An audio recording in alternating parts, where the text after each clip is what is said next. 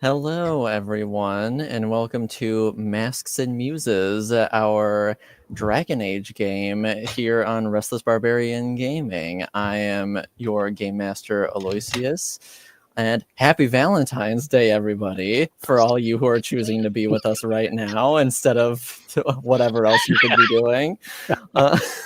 We're very grateful. Or even joining us while you're doing other things. Yes, you could be watching and doing something else. We accept all forms of multitasking. That's right. But welcome and thank you for joining us. I will have my lovely players introduce themselves in a counterclockwise fashion, starting with Tom. Alrighty. Hey, my name's Tom Bolthra on the internet. I'm playing Buccio Viari. He is a rogue, and that's all I'm going to say for right now. Excellent. Sounds great. Oh, I suppose that means me. You said counterclockwise. Okay. Hello, I am Tiara. I will be playing Ade of House Montbelliard, an attendant to a Orlesian noble house. And that's all I will say. We love some political intrigue.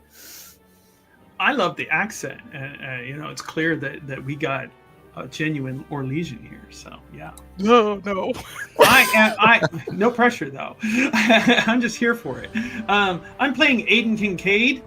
He is a dirty free marcher who happens to be his interests tend to be towards those things he shouldn't be interested in, so he is a gatherer of all sorts of esoteric and arcane and occult knowledge, even though he has, at least as so far, no magical ability himself that he's aware of. And so naturally, because he's come from the most interesting city in all of Thedas, he is now at the Orlesian University, Valroyo University, to tell them all about himself and his knowledge and everything that he's experienced there in the lovely town, the lovely city of Kirkwall. Value, yes. Yes, exactly. That's that's what they officially call it. The streets of Valroyo. He's already hard at work at getting like one of the coat or the jackets or whatever, VU. Yeah, they just hand those things out. They fit right in with the Orlesian aristocracy. It comes with a matching mask and everything. Yeah, exactly. So we will be starting out by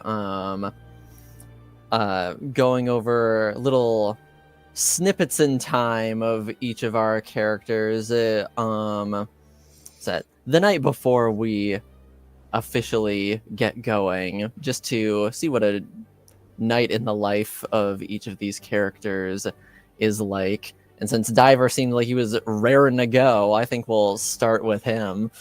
And sure, I don't know what you're talking about. So there we are. Let me set the scene for us. There we are. Excellent. Love it. There is, I believe, a massive library in Value, or at least I would think there would be. There certainly would be. Yeah. It's one of the most prestigious universities in all of Thedas. Stacks upon stacks, and so we, there's of course the braziers and then the candlelight and everything like that with the books all arrayed on different fine wooden shelves and everything, and the occasional painting and everything like that, like you would expect to find in a very esteemed library.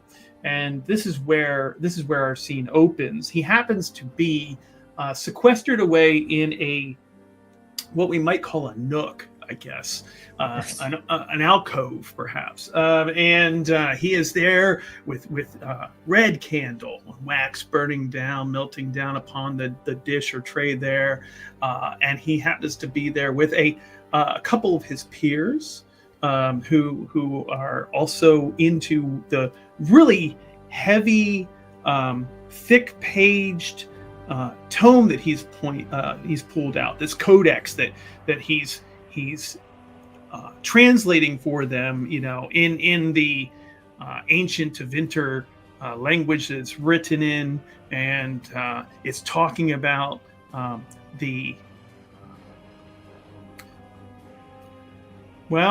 the less well-known history of Kirkwall, what involves like the hordes of slaves that came through there. Now people know all about that, but they don't often know about like what happened underneath Kirkwall. What happens underneath Kirkwall stays underneath Kirkwall. Yeah. And so and so like rivers of blood and demons and all sorts of forbidden subjects, and of course his company is wrapped, their mouths are open, in shock and surprise. This is not something that the Orlesian professors ever talk about. And he's like, oh yes, this is all true right here. And I've studied it for years, and they don't let me study it, but like I found ways to get to. I've even looked at some of the fell tomes, that are rumored to be found around Kirkwall, mystery and legend according to most people. But I have had the opportunity to at least lay eyes on one of them and read a few passages from it. And it goes on like this, and really he's also, they've got a bottle of wine there, and, it is basically like a fantastic night, except instead of a Ouija board, he's reading from occult texts. And and by and large, your like fellow students are definitely they're so into it. They're just they're super into it. They're like, professors never talk about shit like exactly this is not something we're supposed to know about. But one of the Antivan exchange students, you just have her enraptured in everything you're saying, and he knows now. this. Like he's ready to like extend this night into a long evening, that goes until dawn, so he's not planning on getting much sleep here, and so there will be other activities that follow this deep dive into occult, forbidden, lore. So this is that's the snapshot of who you're dealing with here. And even after like all of the other students sort of like start filing out, and some of them get like jabs in here and there, being like, oh, you're wussing out already. That one Antivan exchange student, Anissa, she just stays throughout the entire thing. She's just fully enraptured, and she said, "Is all that stuff you said real? Oh, that's so crazy." It's not even half of it in here. Like, there are books I could show you that I left back in Kirkwall because, I had to keep them safe. But, oh my gosh, you wouldn't even, by all the gods, the ones you've heard about and the ones you have not, the ones whose name has been stricken from all knowledge and literature that you may have ever been exposed to, the ones whose names are only whispered in the shadows and back alleys of my fair city. I could spend all night. In fact, it's going to take me all night to really tell you all about Kirkwall and all about this and all about what they did underneath the city. And I can even show you some of it. I would love that. That sounds incredible.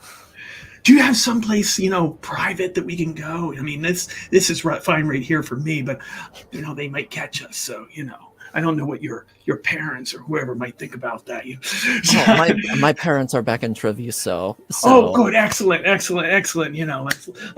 go ahead and just and we can maybe pick up some of that stuff that guy in the back behind the university building, the one he sells all those interesting things. You know what I'm talking about. Oh yeah, those interesting things. Yeah.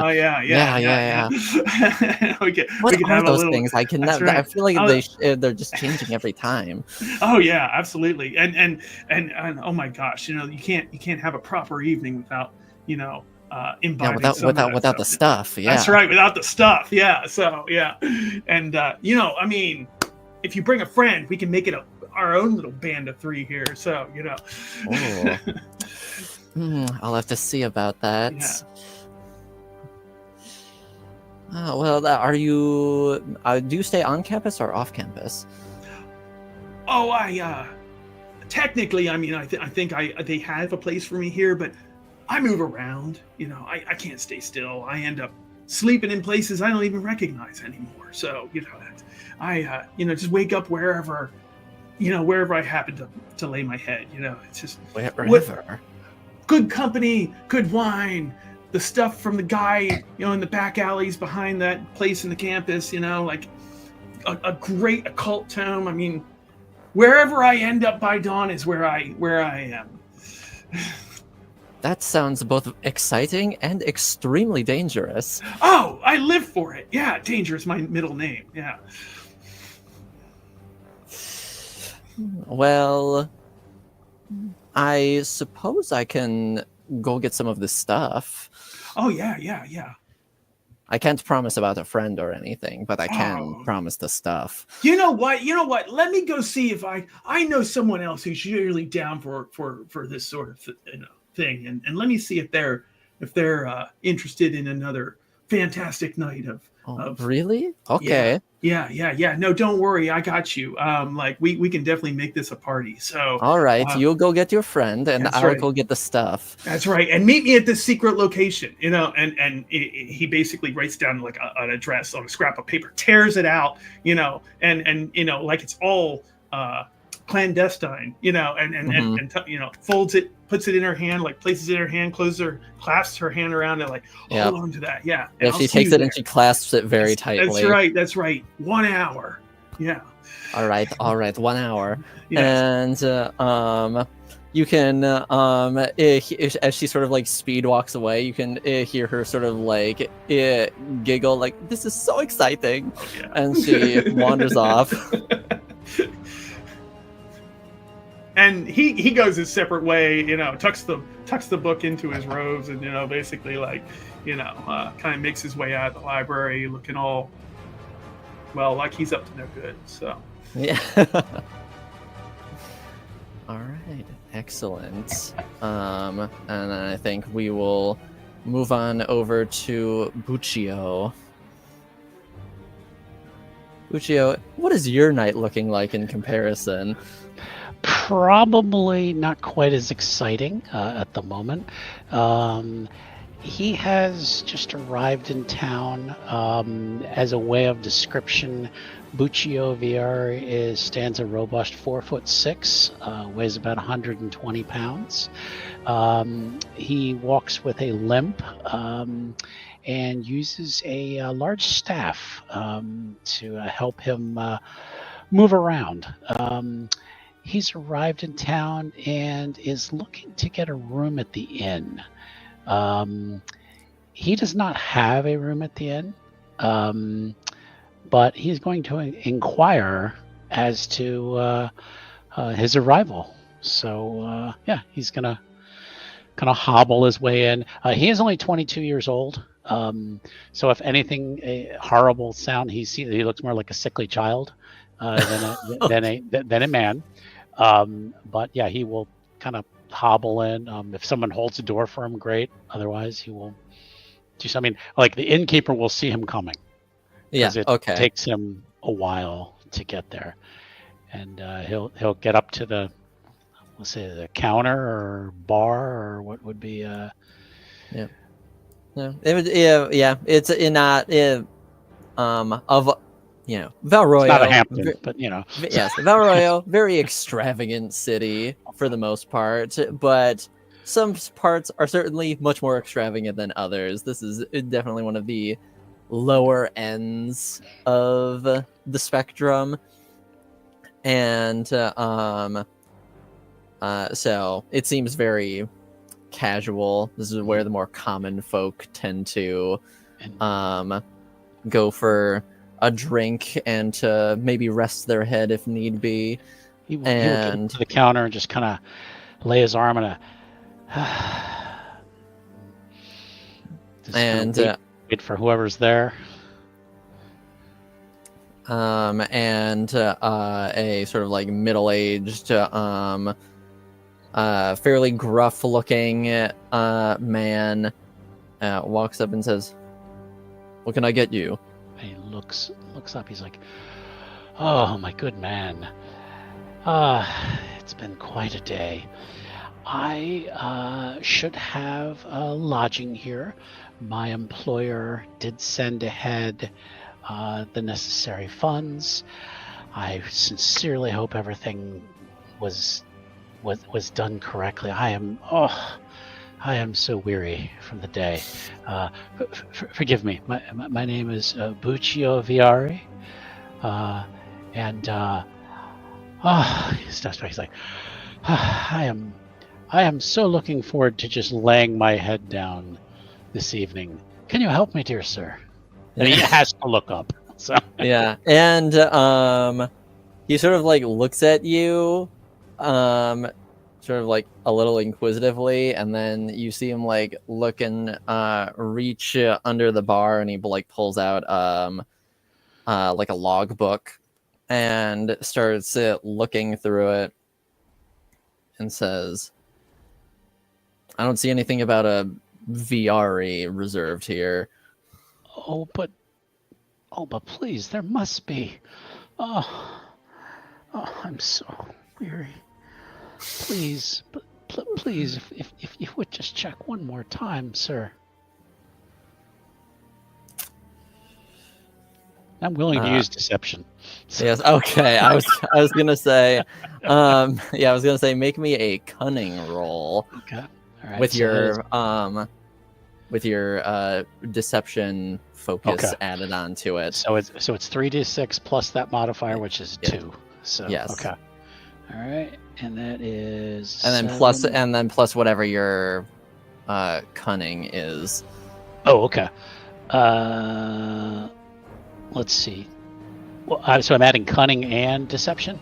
Yeah, because cunning is your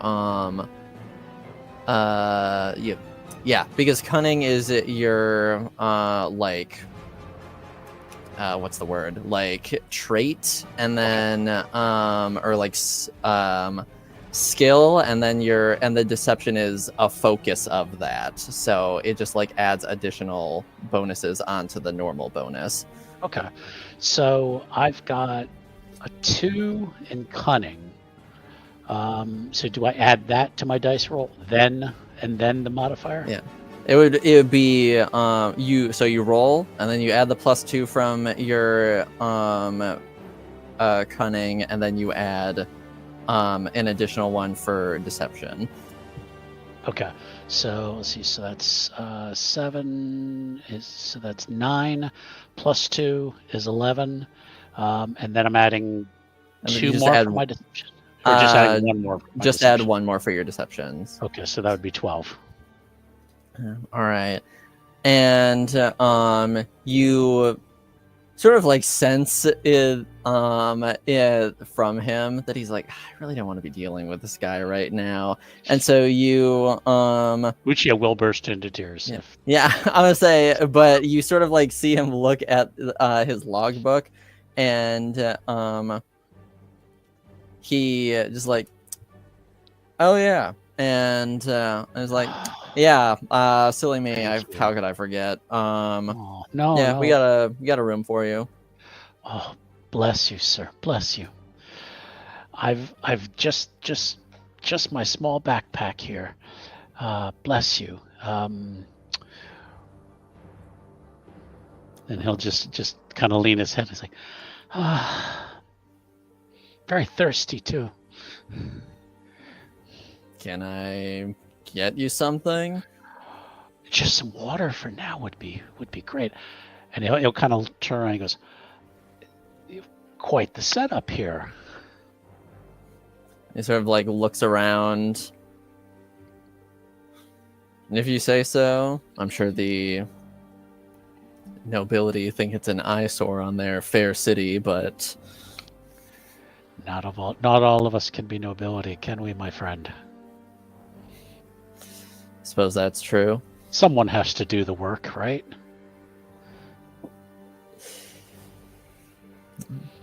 Think a few more people could be doing the work, but yeah. And then he takes out a glass and pours you some water. And he sips it like it's the finest glass of wine he's ever had. He's like, bless you, my friend. Your name again was, sir? Bart. Bart. Bart. Thank you. I will be sure to pass along my thanks to my employer. And we do often do business here, and I was told this is the place to stay. Who's your employer? That would be the Baron Ferrot. He is a wine cellar. Make me another cunning roll. Certainly. Let's see, that's 7, 11, plus 2 is 13, and then 14, so. All right. You sort of like see a sort of like a quick like series of thoughts going through his head real quick before he sort of like lands on that face of like, I know what you're talking about, even though I don't. And everybody knows the Baron Ferrot. And he's like, I'm adding it to the character sheet right now. Yeah. He's like, oh yeah, the Baron Ferrot, of course. Of course. Yes. All right, he's just ready to be shown. I think I get supply from him sometimes. Of course. He's one of the finest vineyards. All right. So yeah, he'll just wait patiently to be given a key or whatever. All right. Yep. He'll give you a key and he'll point you towards the back hallway and says that your room is the last door on the left. Oh, bless you. I was so afraid there was going to be stairs. And he will just... We're not that fancy. And It's a one-story establishment. And he will make his way down the hall. Tap, shuffle, tap, stuffle. Till he gets to the room and lets himself in. All right. Shuts the door. Once he's sure nobody's looking, just tosses the cane staff onto the bed and sits down and is like, oh, man, I could use some rest. So... Okay. Sounds good. All right. And with that, we will move on to Ade. That's me. Okay. So, I mean, you said we're looking at the night before, Yes, right? this is the night before we actually get going. Sort of just snippet in your character's life Sure. and normal routine. Sure. So normally, Ade is running different messages, doing kind of just like delivering different messages, and kind of like jobs here and there for the house of Mount Belliard. But when she's kind of, off the clock, so to speak, she is looking into some information, actually. So as of right now, Ade is kind of out. It's probably like late, just kind of keeping to herself. Try not to draw too much attention. But I feel, I think she thinks the best way to not draw much attention to yourself is to act like you belong where you're going. So she's just kind of walking with purpose. And she's meeting up with someone, hopefully, to try and get some information on a Dalish clan. All right. And you sort of like, are you sort of I guess a good question, are at this juncture, are you hiding your face and making your... She's got her mask on and everything. Okay, so...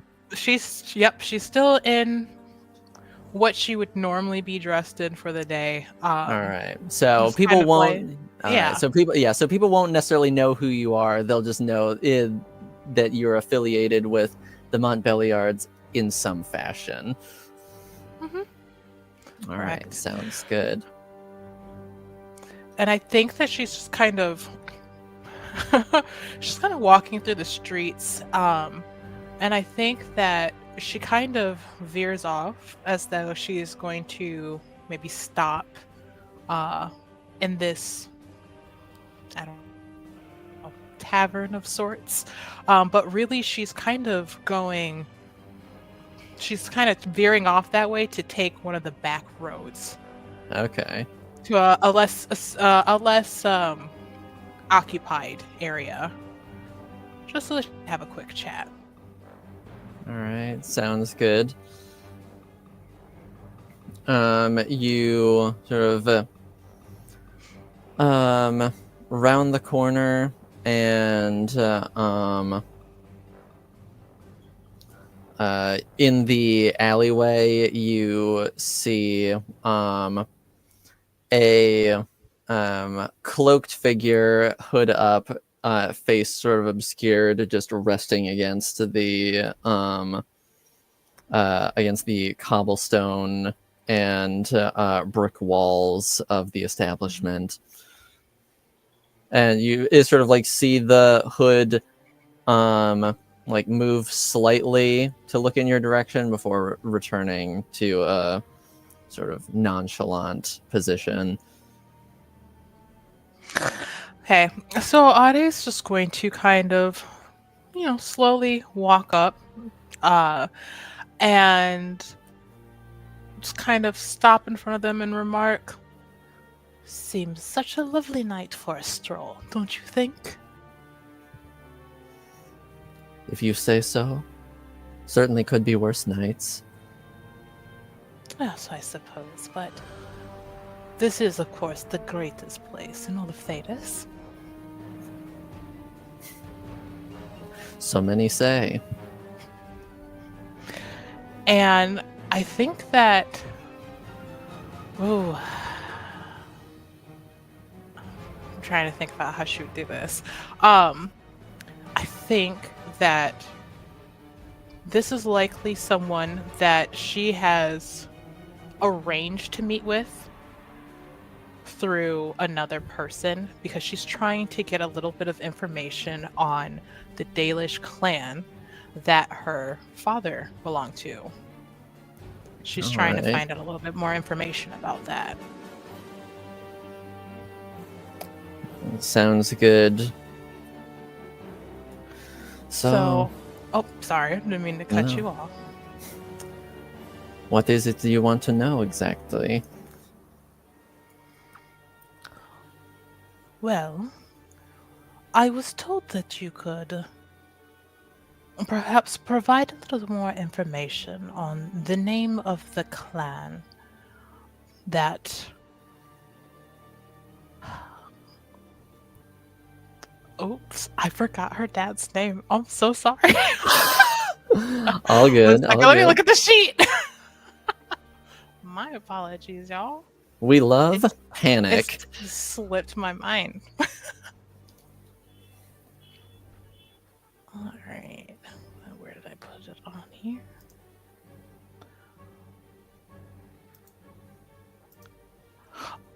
Okay. So, she's going to say, "I'm looking for information about a member of the Dalish clan." What is it?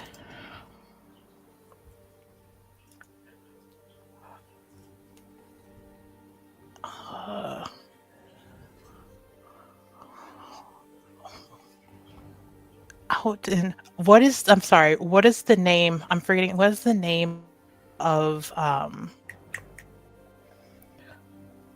it Gasgard? There's a Dalish clan that occupies the same area of, what's his name? Was it Duke Gasgard? Is that who it is? Gaspard. Gaspard, thank you. The Dalish clan that occupies the lands of Duke Gaspard was by the name Damien. He left... I believe he would have left the clan probably some 30 years ago? 35?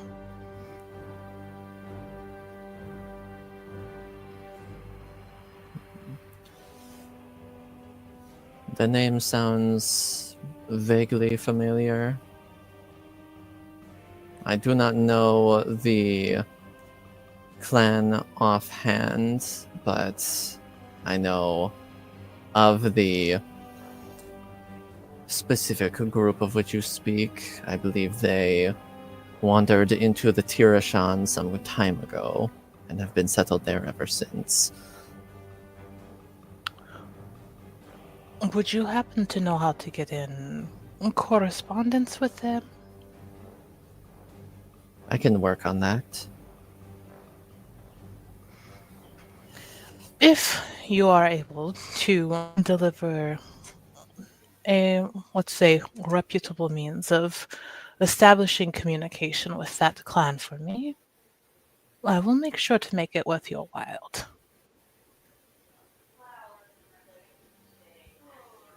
All right. I think I can work with that.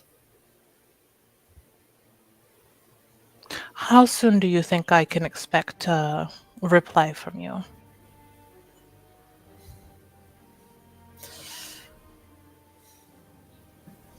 Perhaps in a few days, if I'm efficient.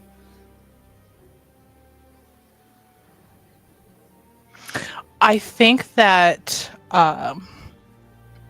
Ade just kind of, without missing a beat, grabs this cloak figure's hand and puts 10 silver pieces in their hand and says, "Let's be efficient then, shall we?" And he sort of looks at them, and he stuffs them in his cloak, and he just says, "Masiranas. I will do what I can. I will be efficient." And discreet. That goes without saying.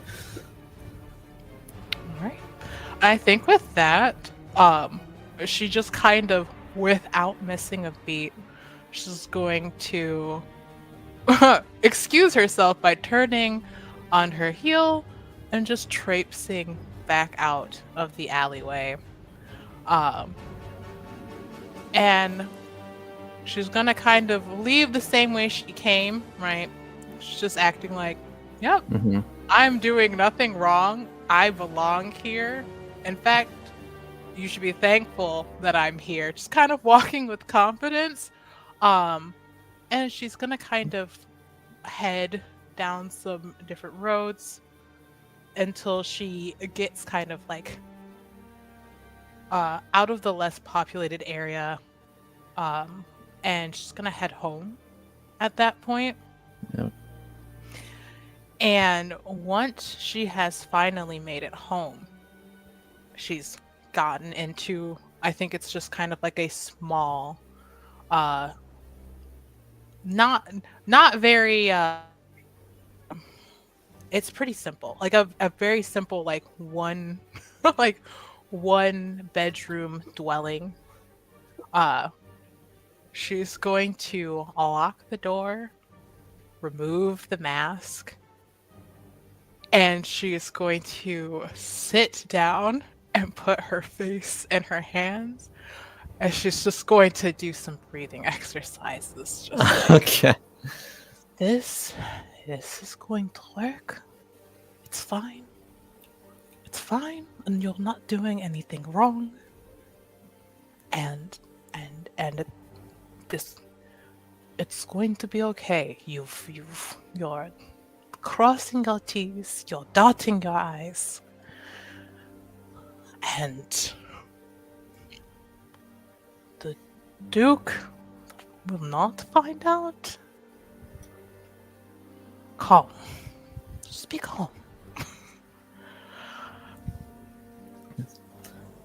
All right. And you notice, sort of once you've done your little breathing exercises, you noticed that actually sitting next to you, there is a package addressed to you. Oh boy. Okay. Okay. And Does it have a sender's name on it or anything, or a letter with it? Or is it just, like, nondescript? At a first glance, it appears very nondescript.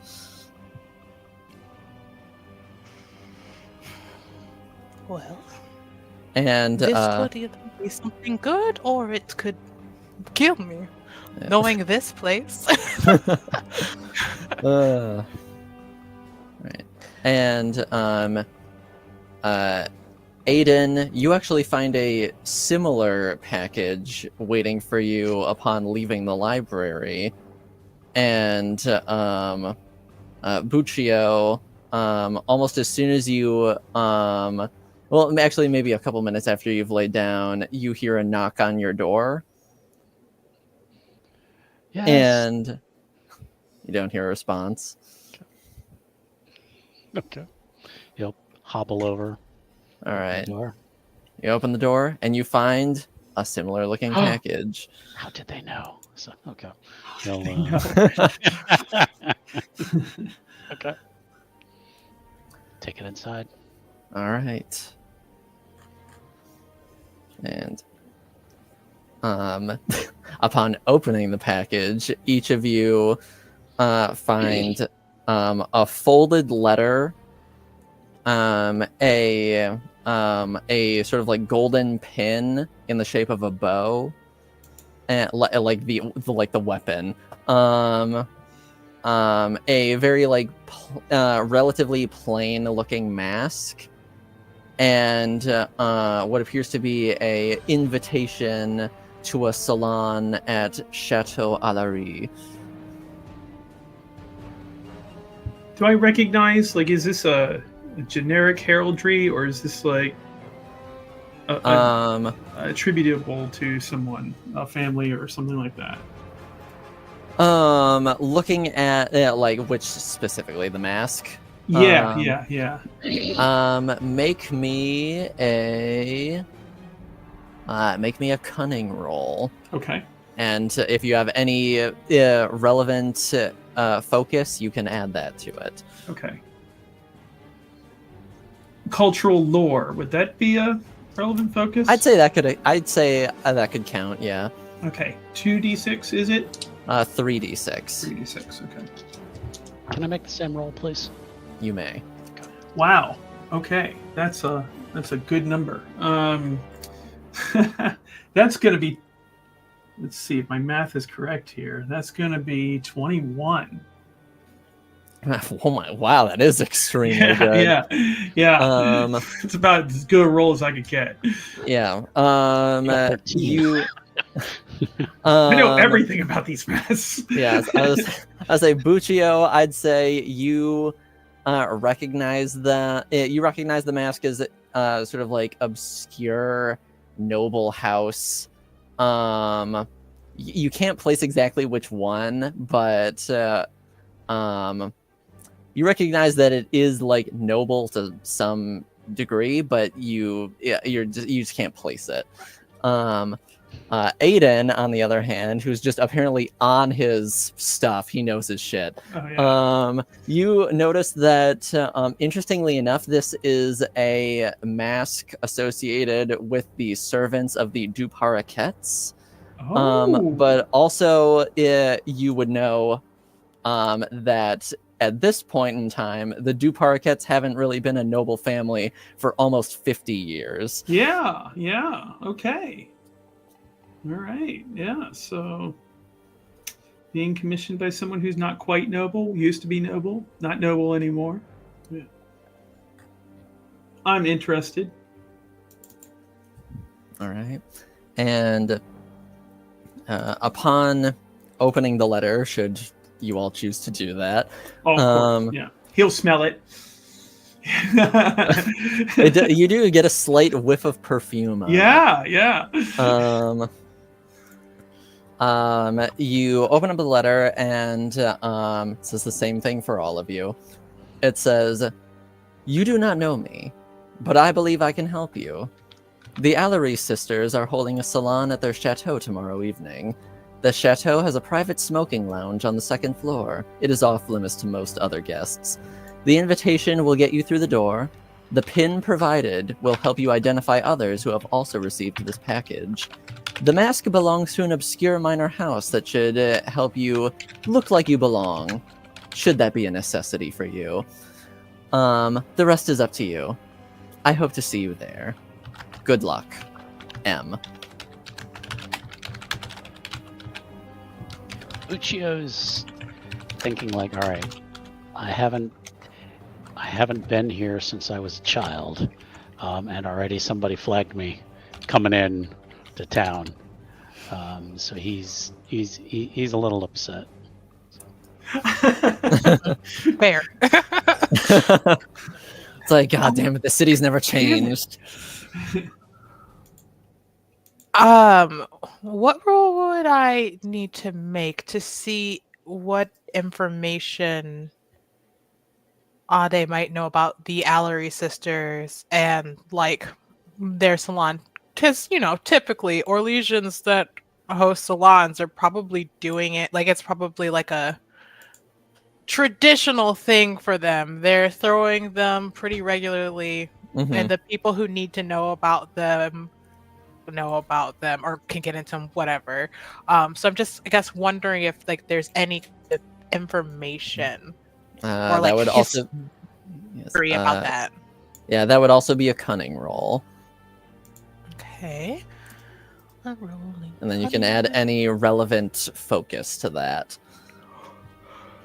All right. Should you have one. Sorry.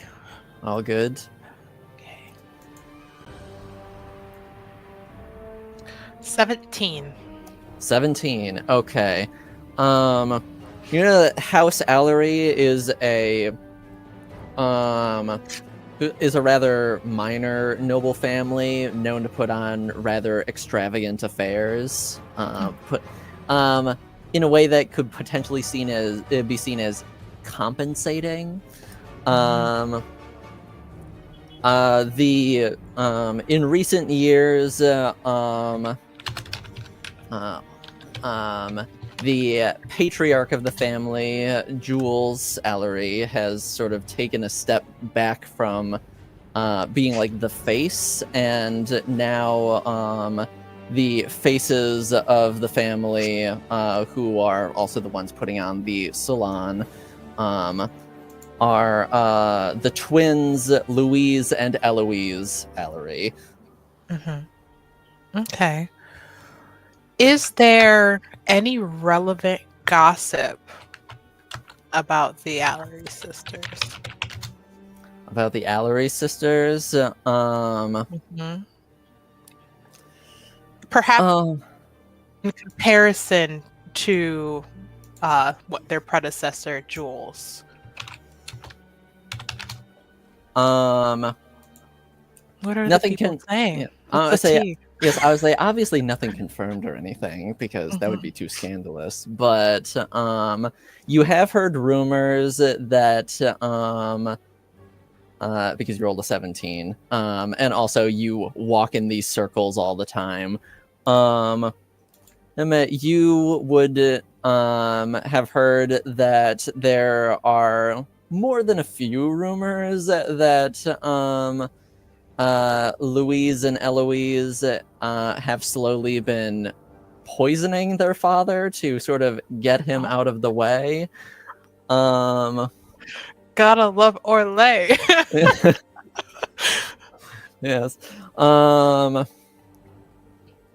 That's probably the most scandalous one directly related to their father. There's Eloise has gotten into a little bit of a tiny bit of hot water with the rest of the aristocracy just for being a bit too open with her debauchery. A little too forward in a manner that's could be seen as uncouth for the nobility. Slay queen. But yeah, that's probably the biggest known, or at least the biggest controversy, sort of like making the circuit around nobility Okay. currently. Okay.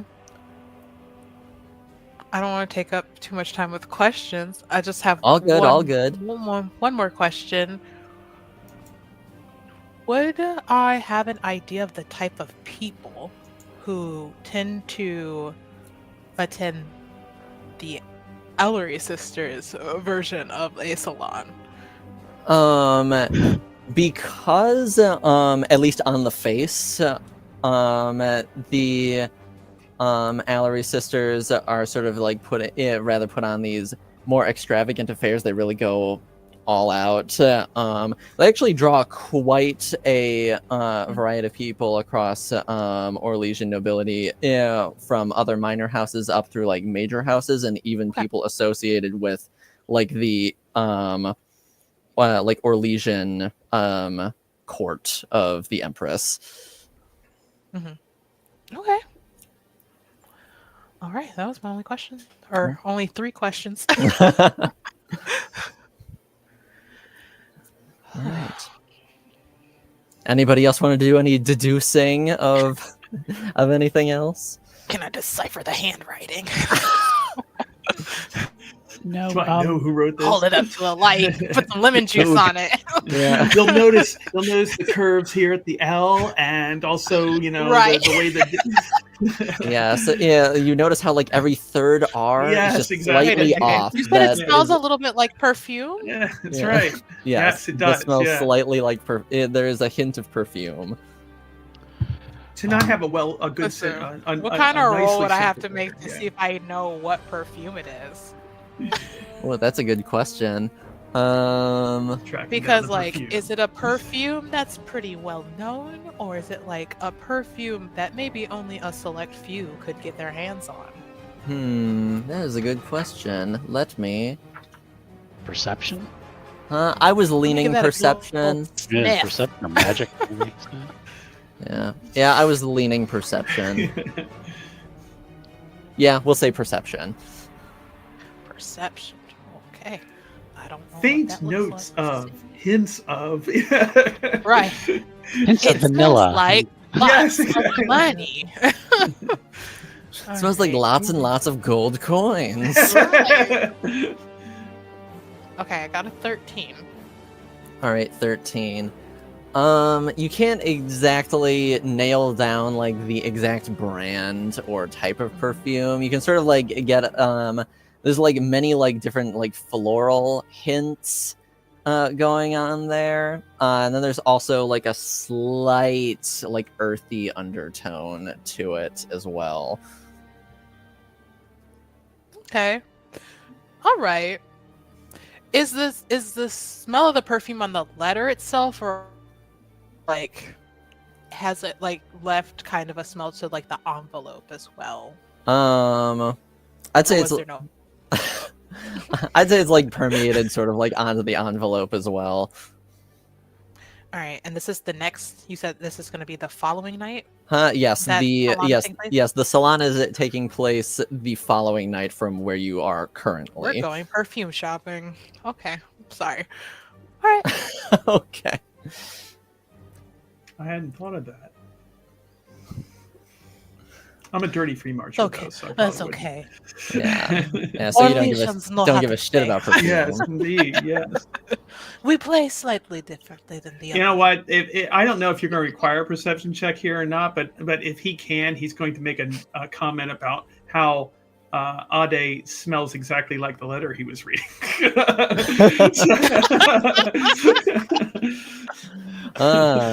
We can cross that bridge when we get there.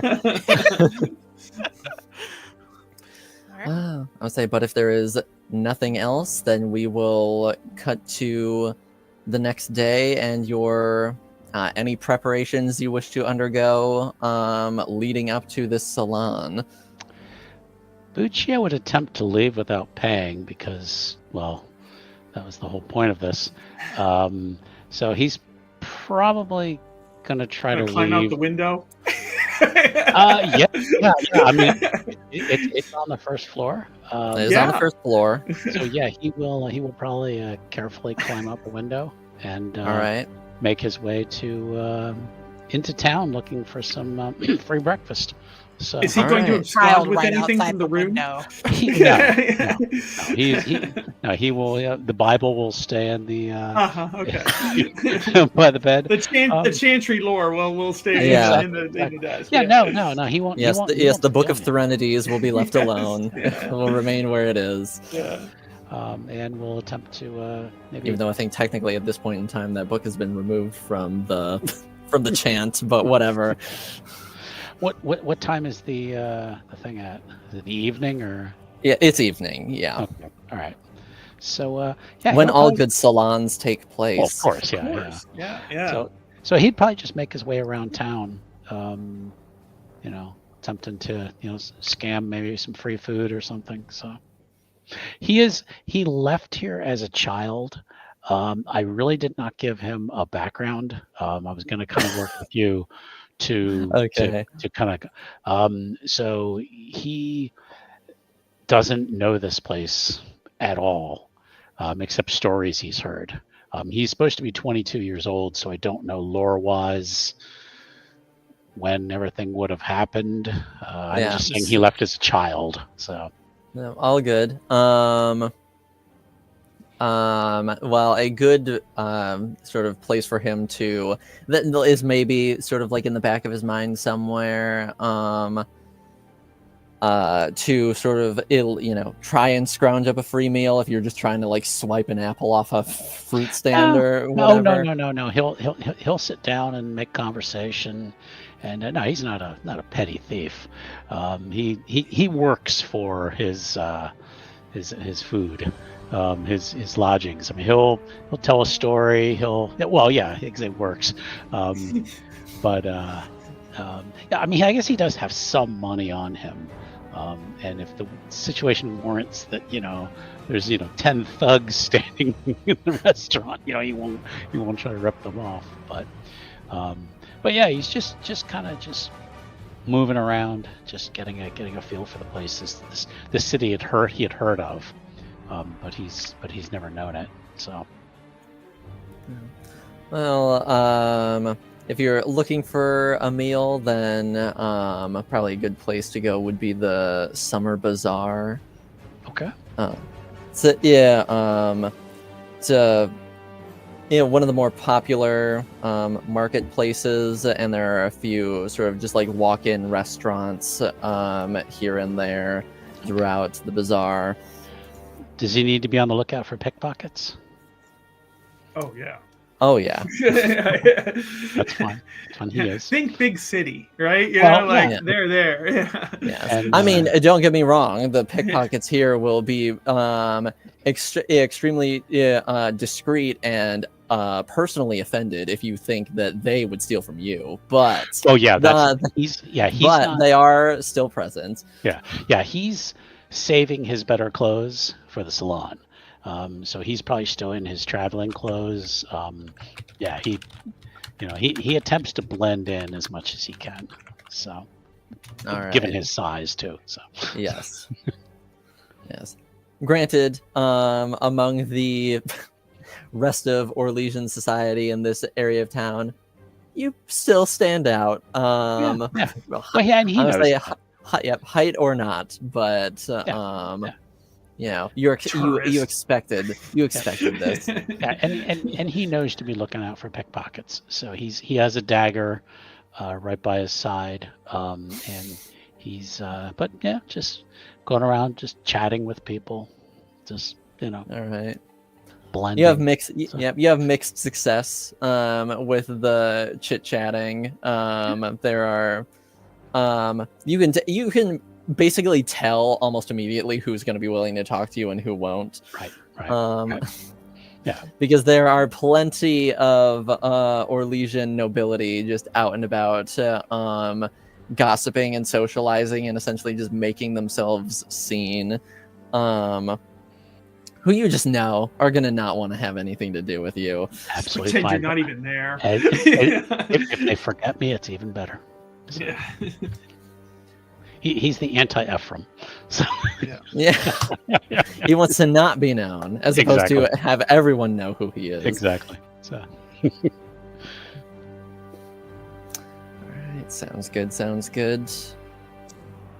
Perfume shopping. Perfume shopping. Perfume shopping. Queen. All right. Are you looking for anything specific, or She is going to. Here's the thing, right? A good shop is going to have someone who knows how to identify notes and undertones of perfumes. So her hope is if she goes to a Professional. shop, yeah, go to a professional, Yeah. go to a shop under the guise of buying something for the matron of House Montbéliard, that she might get somewhere and maybe be able to narrow down a list of possible people that could have sent this letter. okay? She does not like dealing in surprises. Okay. We'll say. Watch the merchant come back and go, yeah, I know about 24 people that really like this perfume. Yeah, I actually know like a good. I actually know like a. Fuck. I know like a good 50 people who like this perfume. It's yeah, crazy. it's very really popular. Yeah. It's the newest brand lately. You know, it's just the newest fad. Everybody's trying it. I need to look up some French curses. I'm sorry. I'm playing against you. Like it's just one of those things where I'm trying to like help our game master out here. 85 different nobles all want this perfume. Exactly. Yeah. So you know, given the information, this associate. You know, you're on a bit of a timetable here, so they try and work as quickly as possible, and they sort of narrow down a couple perfumes it could be, and sort of like end up like bringing samples to you to sort of like help them narrow it down. And yeah, and you now is this just like is this just like a regular attendant, or is this by any chance the shop owner? Wow, she just walked in there and she's already asking for the manager. This is for the matron of House Montbéliard. Yes. I need to speak to your He manager. will not be left wanting. Yes. Currently, it's just an attendant. Okay. Her But look of disappointment is palpable. I guess we'll see. I guess we'll see what you do. Yeah. So, how many? First of all, how many? I'm so sorry. As someone who worked in sales for so long, I already feel terrible. But anyways, how many perfumes are set in front of her? The attendant brought out 3 different perfumes samples to sort of like try and you know, given what you gave them to work with, they brought out 3 samples that they think match your description. There's one that's called Mystic Mirage.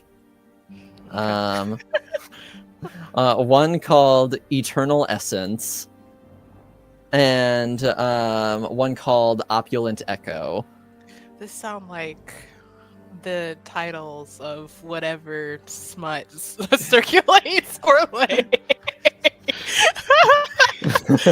Nice. Yes, where do you think they get the titles from?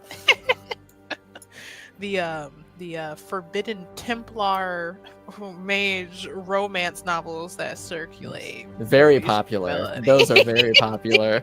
Would you like to try our Salon number 5? So before even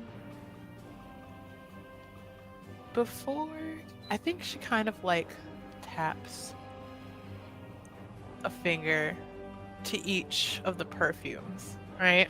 Uh-huh. 3. But she doesn't grab them to try and decipher it herself, mostly because she's like, I don't fucking know that this will help any more than it did last night. She's needing a certainty, but she's giving she's just kind of, so, right, she's got this half mask, right? Yeah. So only really her nose and her mouth are visible. Mhm. And it's a completely like white mask with just some like gold detailing around the edges. And then of course there are the eyes. But I think and I don't know how this is possible. We'll find out. Maybe it was enchanted, who knows. But you're not seeing her eyes. They're just like, it's just like a blue color. So which makes it a little bit unnerving. like there's a lens. Like almost. yeah, exactly. Like it's filled in. Because it's supposed to kind of, right, it's meant to be slightly unsettling. And then of course you've got these feathers just coming off this mask. So you're not seeing anything here, but there is a disappointed set to her mouth as she taps these perfumes. And she's just like, so you think it could possibly be these 3? Give me a communication roll. with any relevant focus that you may have. You got it. I have a focus in that.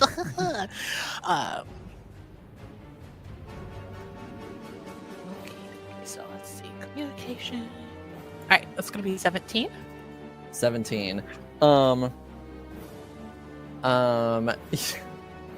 The attendant, almost even before you even have time to say anything, just the immediate sort of like, they know to take it. They know to keep an eye out for certain things when it comes to certain people, and right now you are certain people, and almost before you can say anything, they're just like, I'm so sorry. I'm so sorry. Let me go get to my manager. I'm so sorry. And they place the samples down real quick and give you a bow, and then just speed walk to the back room. Gotta know how to play the game. And out from the back, you is this rather sort of like flamboyant looking scrawny man with sort of like a pencil mustache and like slicked back hair, and he just car salesman vibe. a little classier than that, but okay. But is his name Serge by any chance? his name is I'm not thinking Beverly Hills Cop. Sage. And he walks out with purpose, and just says, "I'm so sorry, ma'am. How may I assist you?" I am running an errand for the matron of House Montbelliard. Oh, I and see. I need to find this scent. Now, your attendant is so very sweet in trying to assist me, but I think I need perhaps the expertise of a more experienced professional, as you see. I just 3 different perfumes this scent could be. Well, House Montbeliard does not deal in could-be's, as you might imagine. Of course. Of course. So I think she's going to, once again, hand over the envelope. And then she's going to say... she's not even going to say anything. I think she's going to just gesture like, well... And he sort of like takes the envelope, and you sort of like see him like lift open the fold, and just to sort of like run his nose along it, just inhaling, trying to get as much of it as he can, and I hope he has a big schnoz. yeah. Yes. Yes. It's not overly large, but it is a little pronounced. Yes. Now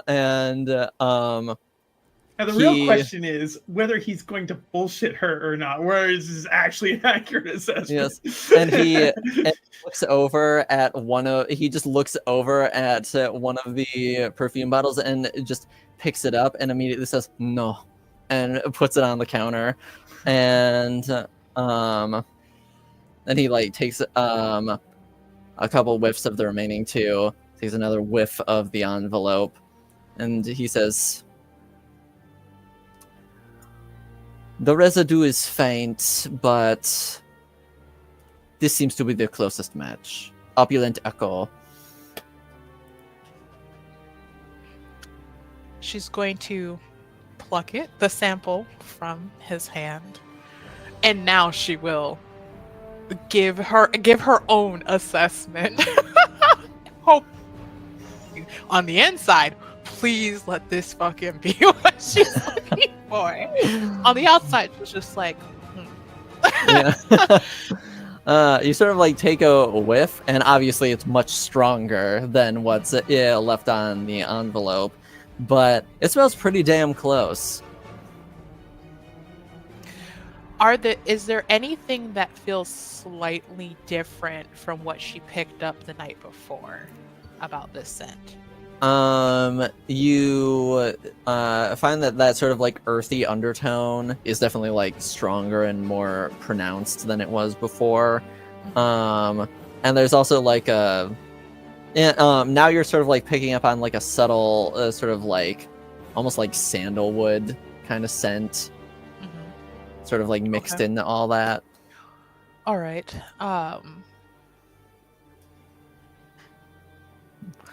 Yes. You gather that you can sort of like pick up on that this is a perfume.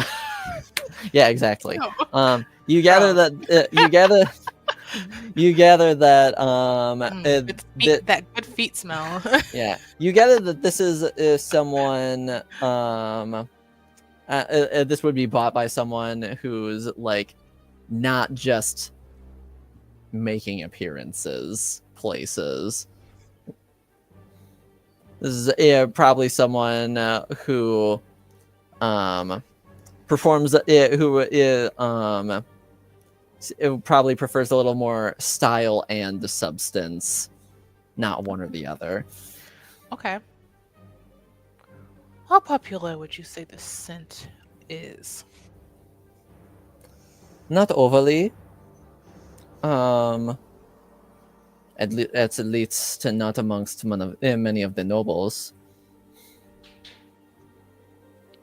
Because again, the assistant right now is like kind of backing away, realizing that they say completely the wrong thing. Yeah. Oh, I say, the assistant hasn't even come out of the back room. Like, I want to go home. Because, as you might imagine, it would not do if the Duchess were to show up wearing a similar scent to someone not worthy of her status. Of course. Do you understand what I'm saying? I do.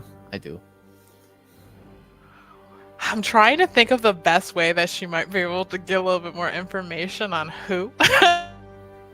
Like, who bought this scent?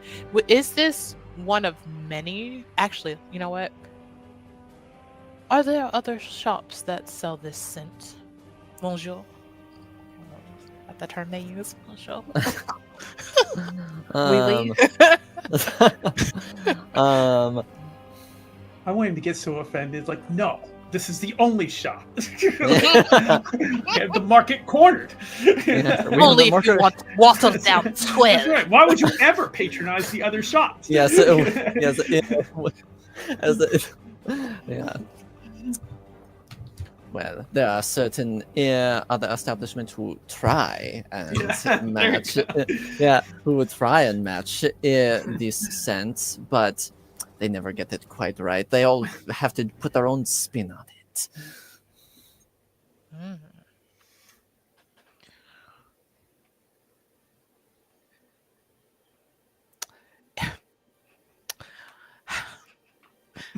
It's probably too early in the season to try and sneak in and see a ledger of sales, right? Probably, right? Who's to say? We're a little over an hour in, and already we want to start Like, Tom, you snooping into need to places. subtitle this episode like Ade goes perfume shopping. Do that.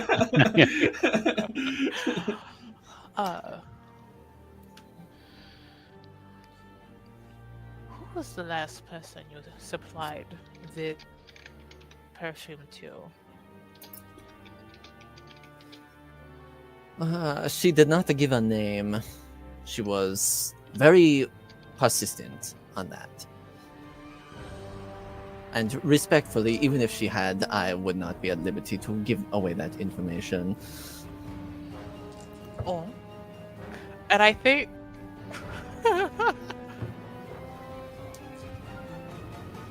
oh. Is it better to be intimidating? Or like a little bit of honey catches more flies, or whatever the hell they say. Sugar, whatever.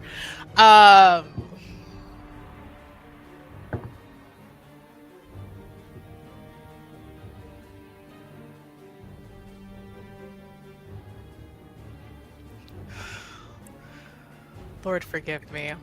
Oh, is that so? Very interesting that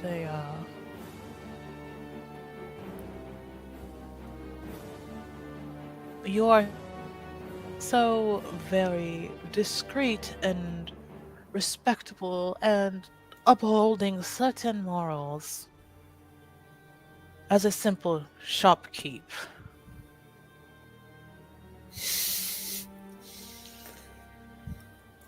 I do certainly try to respect my clientele and not give away their personal information.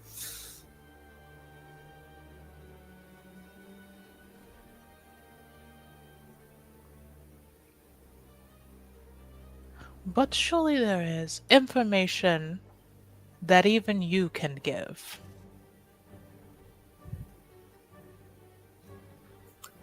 I'm sure there is.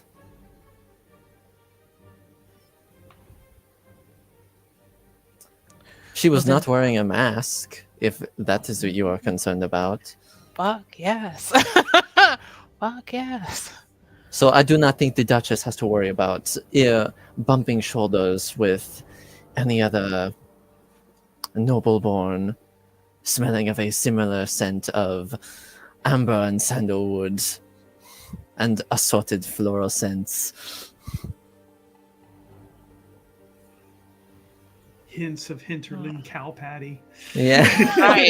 Well, that's gonna be like, oh, but she can smell like a peasant, I guess. I don't Yeah, but hints of blood lotus.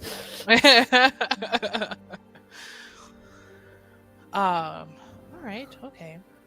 That I can work with that. Cool. How much is this bottle of perfume? As far as perfumes go, it's like middle of the road. I don't have an exact comparison for perfume scents as far as pricing goes, but it's like it's a middle of the range price point. You're gonna have to up your game master game, okay? You know. I'm sorry.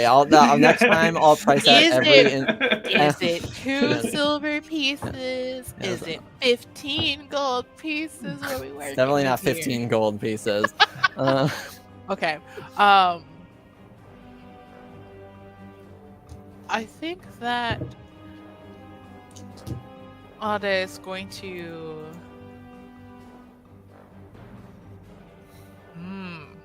Well, yeah, no, I think she should keep it. Ada is going to. Is there like a sleight of hand roll at all by any chance? That would definitely be under dexterity. Of which I don't think I have any. Oh no. Let's take a look here. It's not great, but it's okay. I think You can try it if you actually want. not very stealthy in that regards. I think that she will kind of. I think she has like a little, like one of those little tiny bags Mhm. that you can't fit literally almost anything in. They're more for show than utility. But this little sample. Yeah, they can hold like one specific item. So she kind of just she's not even saying anything. She's gonna let just like her actions kind of speak for her. Opens it with a snap, just drops the little sample in, closes it, and then she'll just say, "Perhaps House Montbelliard will be in contact with your shop. Perhaps." Make a communications roll. Okay. Sure. Oh, please don't fuck this up for me. Don't ruin this for us. Okay. Come on, RNG gods, please. I need you. Oh. All ones. All right. 14. All right, I'm the best. 14. This is not terrible.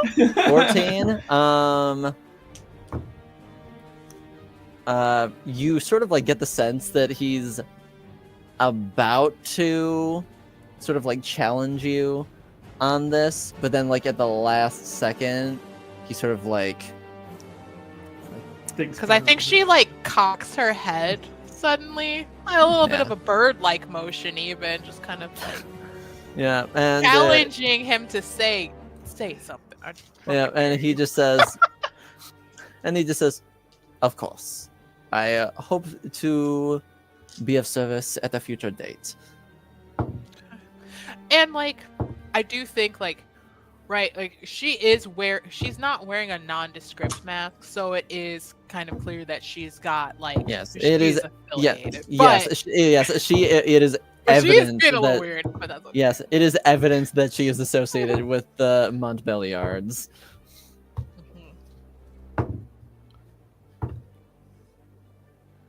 And you and your attendant. And that part has like, I'm not mad, just a little bit disappointed. On the tail end of that, just for a little spice, a little pizzazz. And then she'll leave. Just to really put one last jab in there. Yeah. Drive the knife. She walks out of the shop around just, a little bit, narrowing his eyes. Yeah, but you can act a certain way. Yep, and sort of like as you're walking away, you hear him sort of like walk into the back room, and it's just like, what was that? I'm so sorry. Please don't fire them. They did they did okay.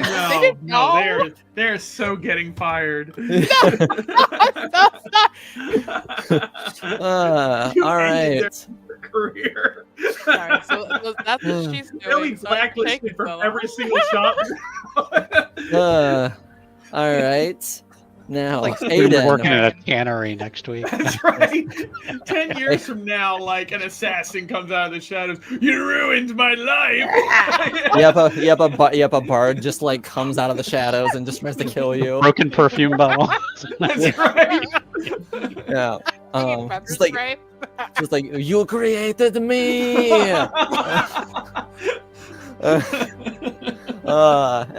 Anyway, Aiden, what are you doing in preparation for the salon? Oh, he feels that this is I mean, he's already happy to be specially invited to such a clandestine event. It is, somebody found him. They delivered a letter. The perfume was right there on the letter. It's got a special package just for him, so he feels really special. And so he's going to, of course, dress in his finest, which is he's got like a tailored leather duster. So he's got like this great coat and everything like that. And he's going to make sure that he's got his best cologne on and everything, and of course, Salon number 5 cologne, and so basically, he's going to just kind of outfit himself in his evening best. However, he is never going to head out without being properly armed, since he is well aware of the intricacies of the great game, and he knows he's not somebody overly special here. And even though they would usually ignore him, he feels he is somebody at least worthy of some degree of notice. Mm-hmm. And anytime you're worthy of some degree of notice, your life is potentially in danger if somebody doesn't like you. So he doesn't quite know how to play the game necessarily, but he knows that he is involved, or at least he might be involved in it. So he's going to come properly armed. If he feels that he needs to check his weapons at the door or whatever, he will do that. But he's got this lovely coat that he had specially made for him at some point in Kirkwall that has all these hidden pockets and everything in it. And so it's a fantastic coat. He's got his great clothes on underneath, and of course he's got his mask ready to go. So he's just going to show up and tome in hand, like some tome that he can just open up and talk about at a moment's notice. Of course, there's that's just under his arm, and so that's kind of how he's going to show up. All right, sounds good. Yeah, looking his best. He's leaving. He's already checked with his compatriots. They will have another meeting of the secret society of the Orlesian University Band of 3, and at a future evening, during the week here. So and they are stoked. Yes, carrying on the great work, the research in his absence until they're able to reconvene again on these mysteries of Thetis. So yes, that's how he's going to show up. All right, sounds good. All right, well, we'll say that you arrive first, Aiden. And you arrive at Chateau Alarie. It is located within the city itself, and it appears to be a 3-story building. Looking from the outside, it appears that the 3rd floor is smaller than the previous 2 floors, or at the very least, it takes up less space. And there are a few what appear to be attendants and guards sort of outside the chateau itself. And you see there are a few people ahead of you that walk up to the front entrance and hand over invitations, and the one of the servants lets them into the chateau. He's going to have his all ready and all out, like his invitation and everything. He is striding up, not cutting in line or anything, just behaving like everyone else there. making idle chit chat with the person he's with in line, perhaps if need be. Trying to He didn't bring a date? appear. No, no. This is for him This is alone. Brandy, So that I he can, just met her. Yes, exactly. That's right. Yeah, Yeah, I just no. met her on the street. Can That's you let right. her in Yeah, also? no. His plan is to not have anyone there to accompany him so that he can embellish properly on the details later. So yeah, that's why he's alone. It's not because he couldn't get a date. It's better when he can tell the story the way he expects it to be told. So Yeah, exactly. yes. He doesn't want any. That's right. He doesn't need anybody else there to like contradict him. He doesn't need a second perspective. Right, He just exactly. He just needs his perspective. Control the narrative, all right? So yeah, that's kind of what he wants to do. And so he is good. Making idle chit chat with the other people who are there and moving along with the line, presenting has the invitation all set out as in the same way that one might have their ID out when they are passing through airport security. And so basically, it's one of those things where he just doesn't want to spend any more time with the guards than absolutely necessary, and just kind of like imitates Yes, understandable. They're sort of there are like two guards on sort of like opposite ends of the large double doors. Yeah. Just keeping an eye on people. He doesn't need any of the contraband he's got on him taken. Yeah. So it's just one of those things like get in without a problem. He's just like everybody else. Yeah. Yeah, who are just coming and going, and you hand off your invitation to the servant at the door. She appears to be a young elven woman. Yes. And she looks it over and she says, "Is that you? Do you have any like visible weaponry on you?" Oh no! I would never bring any such things into this place at all. Well, that was out of character too. Yeah. Okay. And he doesn't. Everything is properly concealed. Okay. Within his coat of many pockets. All right. Okay. Well, so long as there's nothing visible on you, then she will. Then she will. He's only got about a dozen different blades inside of his coat. So, yes, he only has he only has at least 12 knives on his person. Yeah, exactly. Right. Yeah. And she looks the invitation over and she hands it back to you and says, "Welcome to Chateau Alarie or Alarie, not there's no M." Enchanté. And and he proceeds through. I believe that the invitation was to go to the second floor smoking lounge. Do I hear that right? That is where you said, or that is where the letter said to meet whoever sent this letter to you. Right. But that it is off limits to most people. Yeah. So he will need to find his way up there, is what you're saying. Yes, he will. Yeah, essentially that's what the letter was getting at. The letter was basically like, I can get you in, getting to me is on you, essentially. Yeah, exactly. And then he will look back just before walking into the double doors and everything like that to the elf and go, "Cafe?" Oh, there are refreshments from the other servants walking around. Oh, okay, all right. And he will continue walking on because a little bit of nice pick me up of caffeine, to get him through the night. He's going to start with that before he starts in on the wine and every other thing that they're offering. So. Yeah.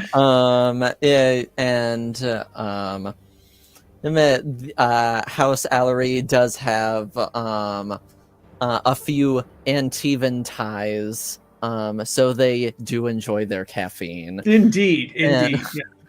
And he will be properly caffeinated. Yes. And so you do see one elven servant walking around, and you can clock it immediately. Like, those are espresso shots right there. Oh yeah, here I come. Yeah, and so he's going to shake down the elven servant for all the espresso he can get. Okay.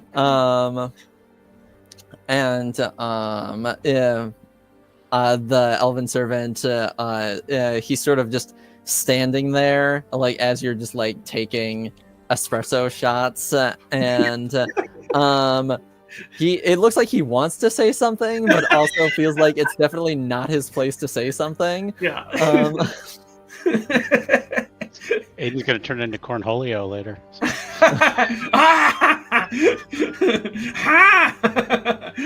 So.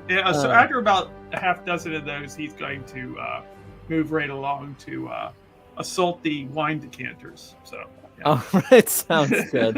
All right, well, while you're moving from beverage type to beverage type, Buccio, you arrive at Chateau Alarie. He's changed clothes, put on his best clothes, and his mask. Did they manage to send a mask that was his size, or is he gonna look like a little kid with like a giant Halloween mask on? Well, I still imagine he has like a normal adult head. I assume he does, but I'm just curious. I just think it would be funny. I want that to be the case. Yeah. Big mask, little body. Yeah. Looks like a bobblehead. I just felt this way. He'll come. His normal pace coming up. He does carry a dagger, kind of beneath his kind of robes and stuff. That's what he's calling it. Okay. When he gets up, he'll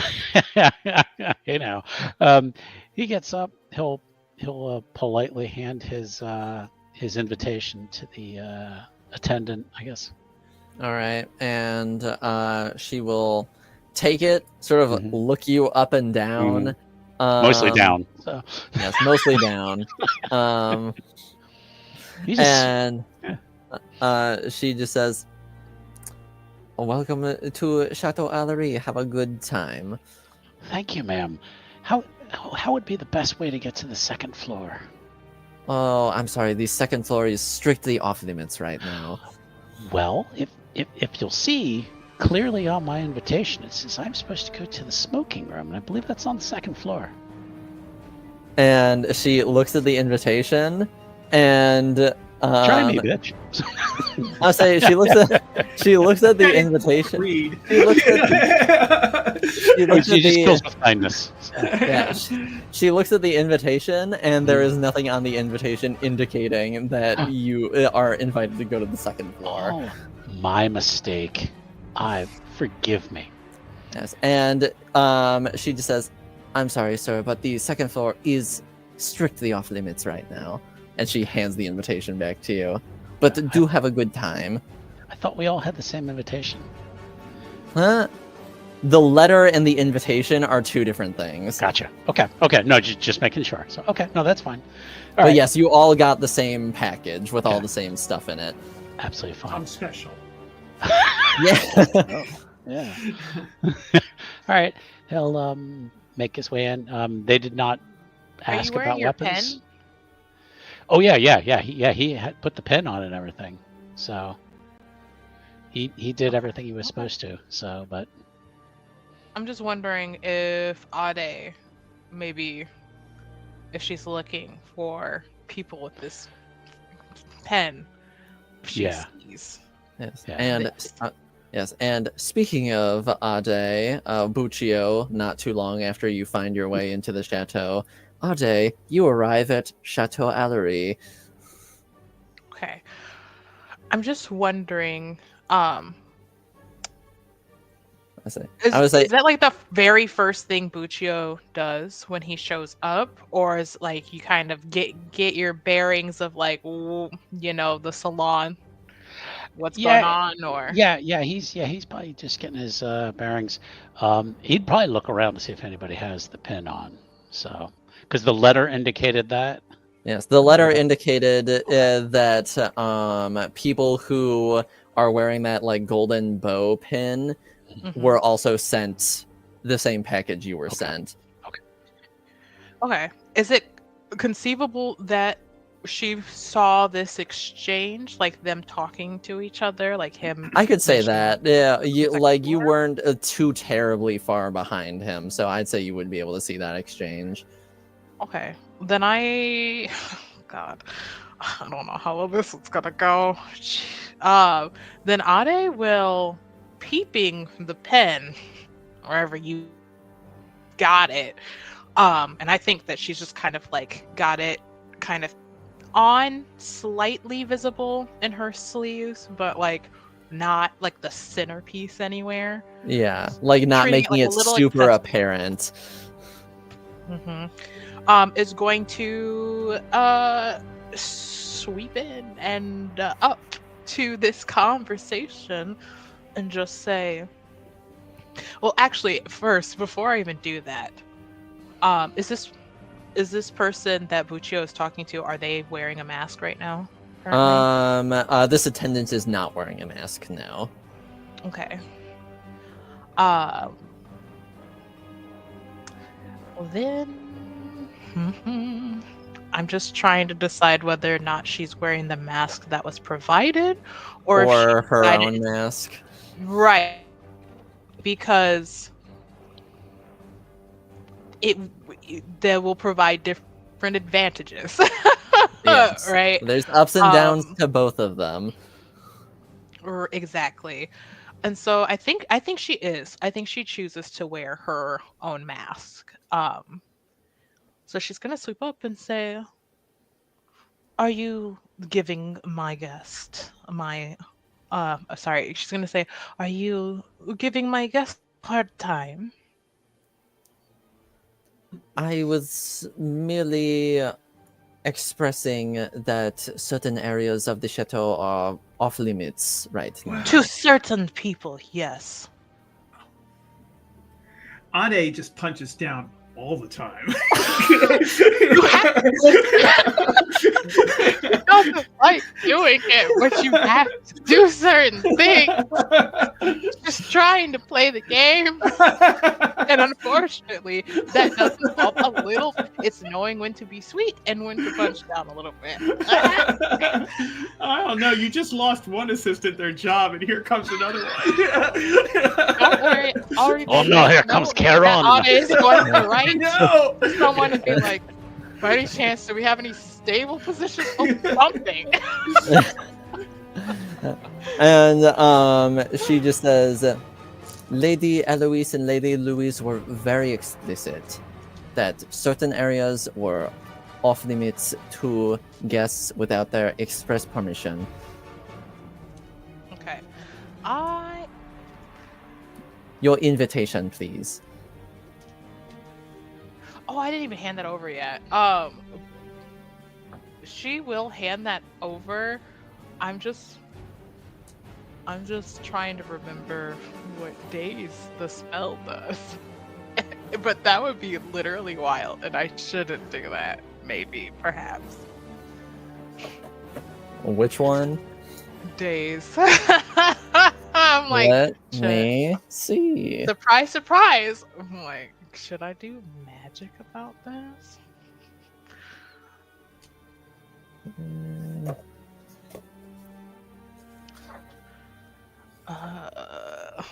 That could be so bad, but it could also be so funny. Let's see. Days. You ensorcel one visible target within 10 yards, a target that makes a successful willpower test versus your spell power is slightly confused and suffers a -1 penalty on all ability tests until the beginning of your next turn. A target that fails the test suffers the same penalty and cannot take any actions on their next turn.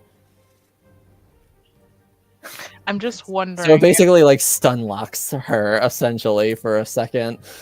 Which means she can't let anybody else in, which means she's going to lose her job. No, okay, I'm not gonna do that. My intention was to kind of use this as a way to, because they suffer a penalty on ability tests, is as like using this to confuse this attendant into believing that we are supposed to be going up to the second floor. But I don't want to lose anyone their job. That's And they're an mean. elf, right? So they'll be punished harshly afterwards too. Oh my gosh. Yeah. Oh no. Okay. I don't want you to feel bad about it, though. Yeah, elves not treated the best in Orlais. No, I mean, certainly better not than some other Orlais. places, Yeah. but not the best. She is going to she's going to place the invitation in this attendant's hand. She takes it. Just this attendant. I'm just wondering, does this attendant seem kind of like a city-born?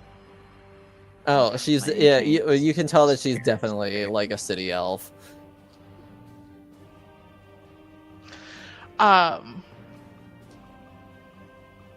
This is the best life she could ever hope for. Before It's about to be ruined. before-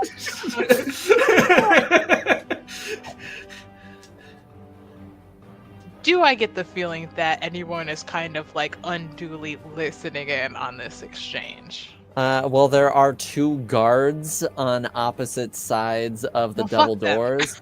So, I'm not worried about the guards. No, yeah, I'm I would just say kidding. so. There's them, and then there's potentially whoever's like immediately inside the chateau, like still near the doorway. Mhm. As they approach Bucci, it's like, I don't know this person. Buccio moves slow, so I guess he'd be hearing this. Well, she like came in to stand up. She's for yeah, being yeah. right in behind Yeah, you. yeah, So yeah. you're right Yeah, there. so I'm here. he's- I'm here yeah. with you. Don't so he's- leave. Don't walk no, away. no. What Yes. I mean is, he's not saying anything. He's just kind of watching to see what happens. He's just watching this disaster unfold. With great interest. So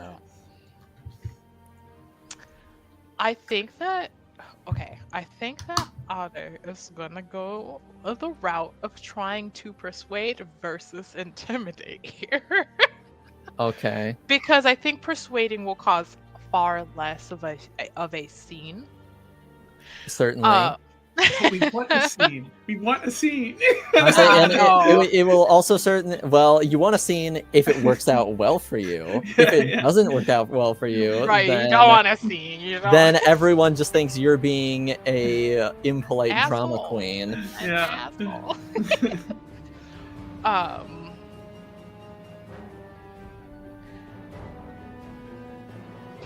So where we're trying to go is closed off only for certain people.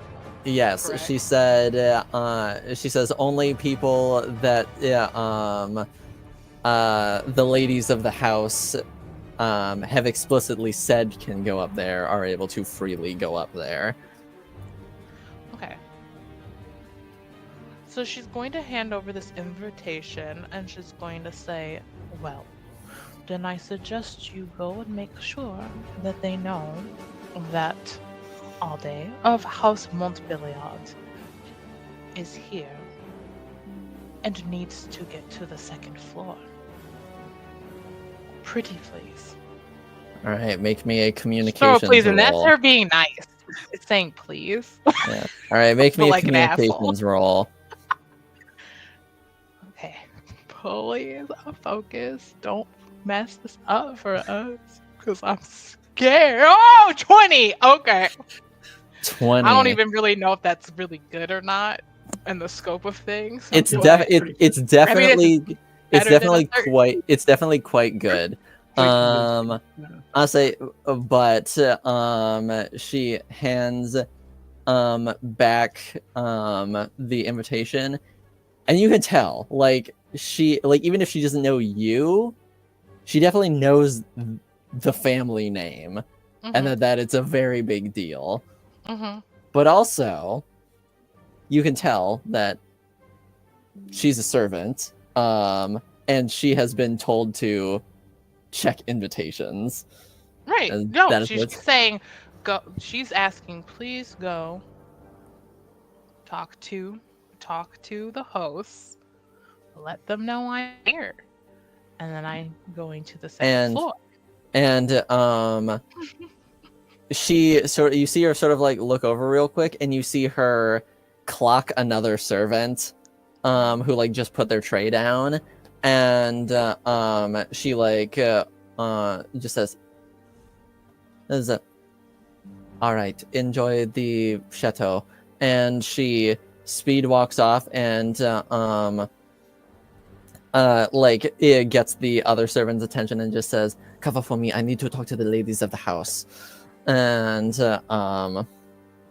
then basically just walks away without letting the other servant respond, and he's just like, "Okay," and he goes and covers her shift by the door.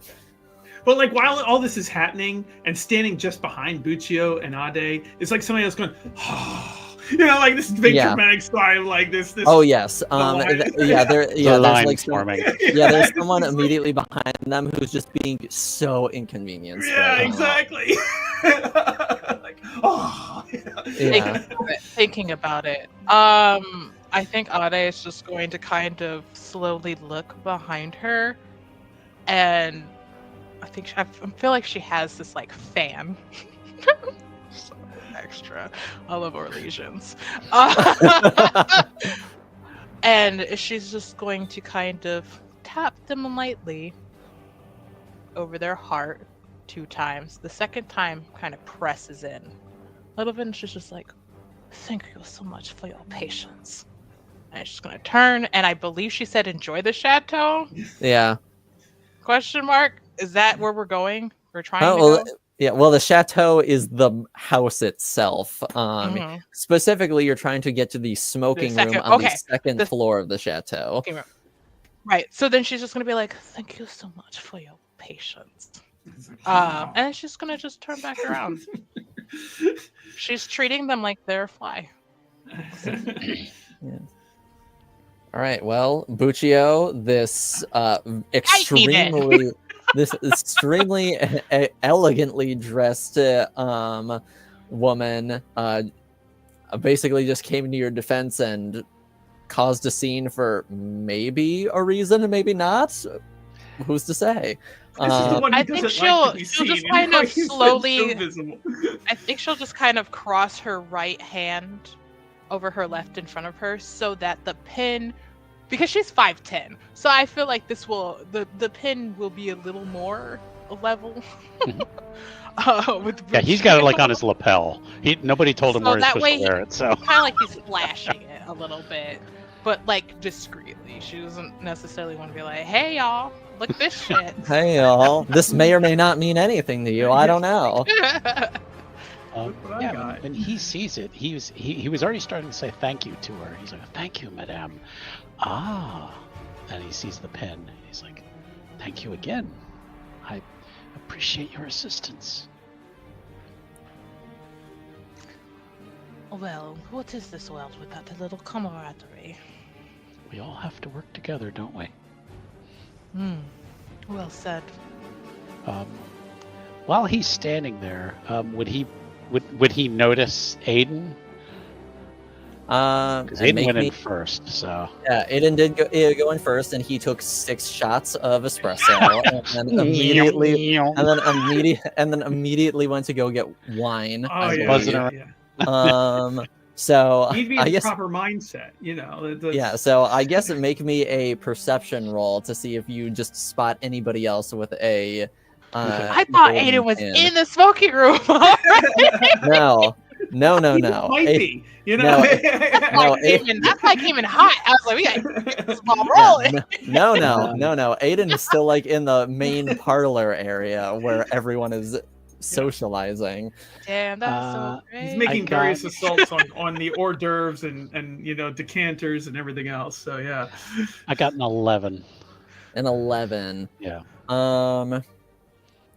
Too many tall people. So. There's a lot of tall people. There's a lot of people, wearing various shiny accoutrements. Okay. So you're having a hard time nailing down specifically a golden pin. I've already found one person with it, so yes. he already feels better. So yeah. Could we not already walk in? She did say, "Enjoy the chateau."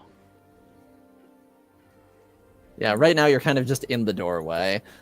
Those guards are still right there. They are And just also right this- there. This new person is now. Yes, Okay. and he's Ade's basically already made a scene. She's just arrived. She made a scene. Yes. Yeah, and the new servant, he's sort of like trying to like usher you guys along so he can get the other people Okay, in the alright. building. All right. So he will actually just put his arm up to like walk in arm in arm with her and says, "Madame, my name is Buccio Vicari. Viari, excuse me. I don't even know my own last name." So, Which she alias am I will using again? Take this interesting dwarf's arm, and go to this be in the chateau. we're just gonna not stroll in try like and we own the sneak- place. So, Sneak into the smoking room necessarily.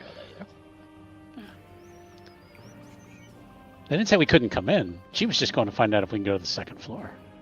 Hmm. Are they posted outside the entrance to the second floor? That's what I'm confused about. Oh, no. they're posted outside the entrance The of the guards house were posted itself. outside Yeah. the main Main building. door, yeah. No.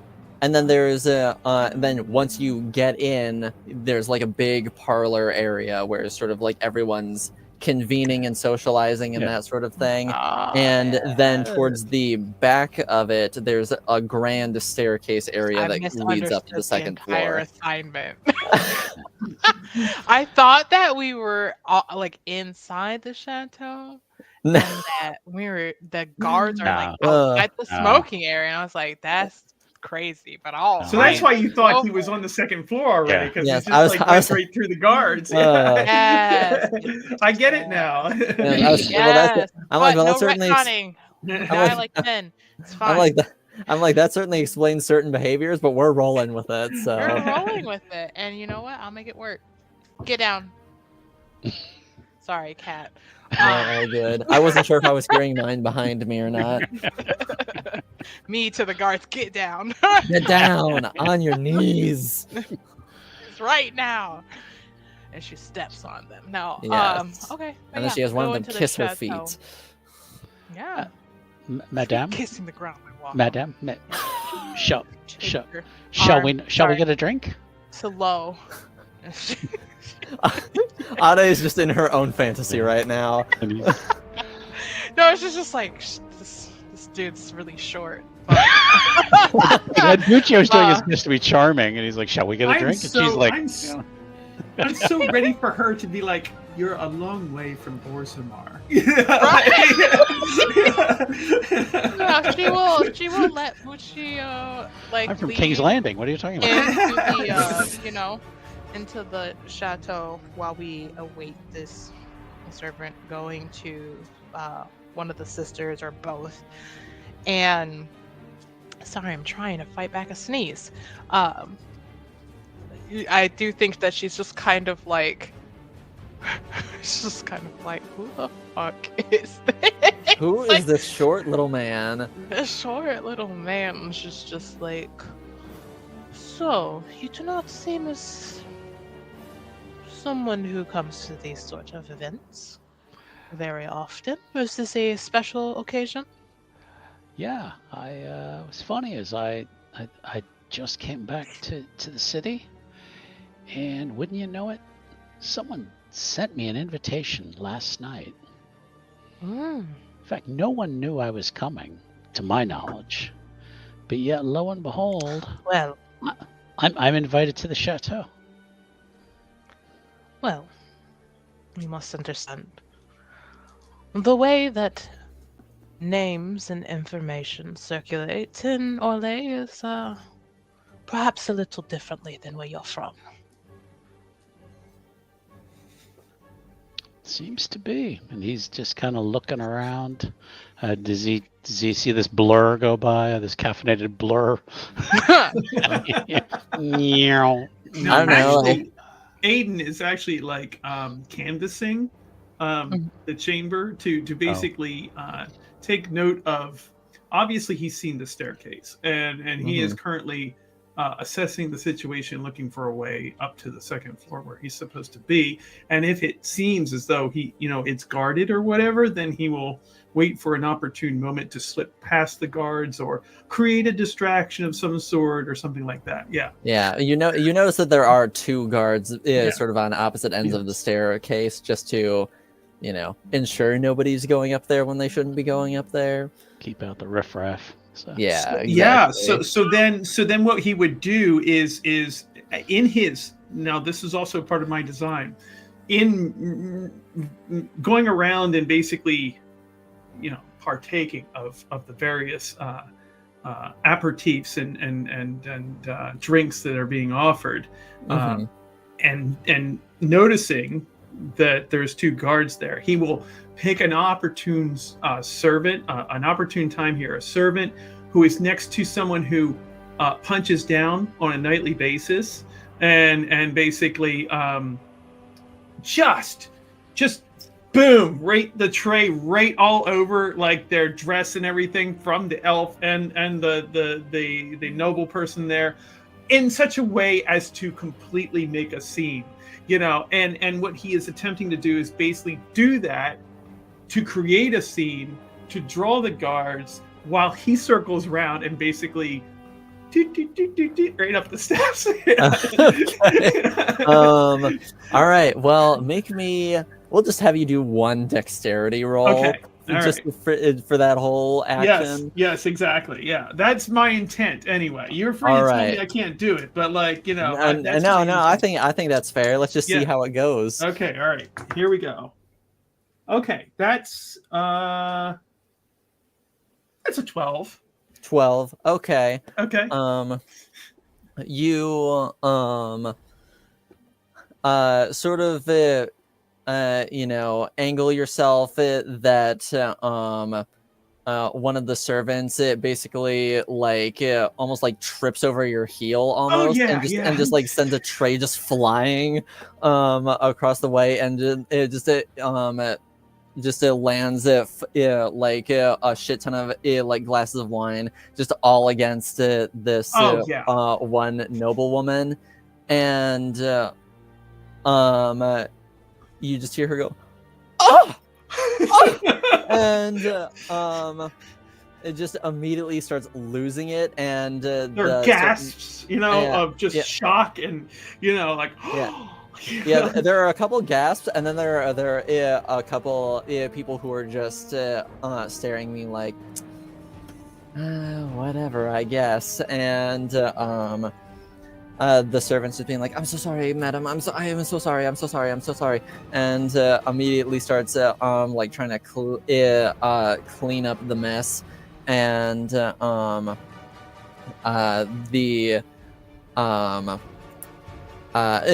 one noblewoman starts like, it's a tad on the physical side, and goes and starts grabbing this servant and starts yelling and berating at her, and which it causes one of the guards at the stairs to sort of be like, "Hey, go handle that." While the other one stays by the staircase. So one of the guards moved, but there is still another guard standing at the stairway. And Ade and Buccio, both of you see this scene unfold. Now technically, Buccio didn't know about the second floor. The player made the mistake, but I went with it anyway because maybe he just wanted to go to the second. He saw the place had 3 stories, so he wanted to, So he doesn't technically know something's going on the second floor, but he still wants to go there anyway. Buccio knows that he needs to go to the second floor. It just wasn't on the invitation. It was on the letter that he got. Yeah, but yeah, he's watching the kerfuffle with a trained eye. And he knows exactly what was done, so he just kind of grins, and kind of looks up at Ade to see what her reaction is.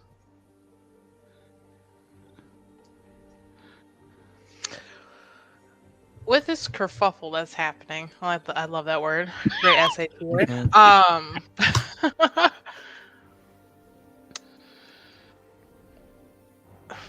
You said there's the noble lady. Okay, I'm just the person who spilled shit everywhere. Do I see a pin on them in a discernible place? Or am I just like, oh, this is just some fool? Sorry. That spilled something all over someone. I don't know. Make a perception roll in that general area to see if you see a pin on anybody. Alright, let's take a look, please.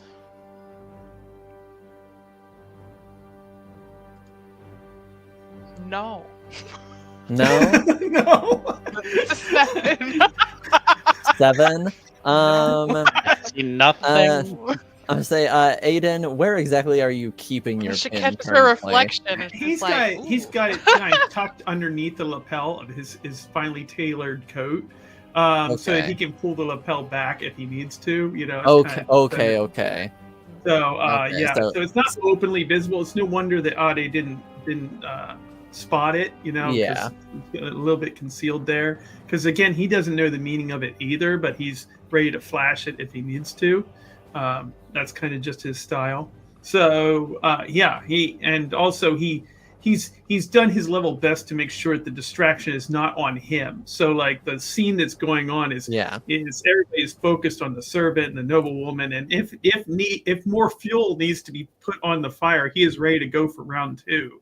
Because he's got another idea of like, okay, we got one guard, but we really need 2, and we really need to get rid of both of them. Exactly, just really need to get rid of both of them. You just need to pour more gasoline on the fire here. So, he's all ready to come right back around for round 2 here. But so he's one of the crowd. He's he's there. I mean, you could clock him, but. He doesn't stand out in the way that anybody else stands out, apart from these two at the center of the kerfuffle. So, yeah.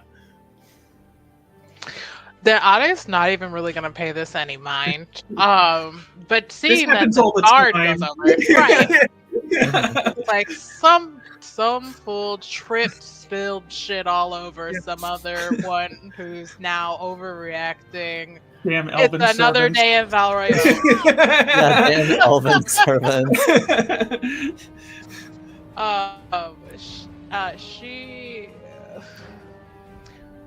Are we able to can we case where the stairs leading up are?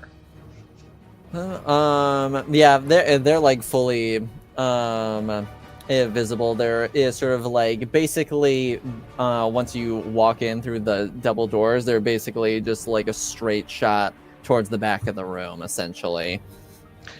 And then is there anyone in front of them?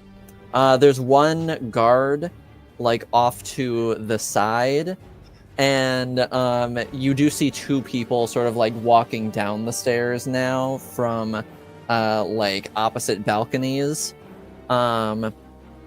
And they appear to be wearing masks where like parts of them look like crescent moons that sort of like reflect each other. Oh, that's cute. Okay. Doesn't help me, but that's cute. Unless I can steal their face. Actually. Are any of them Ade's height? She's 5'10".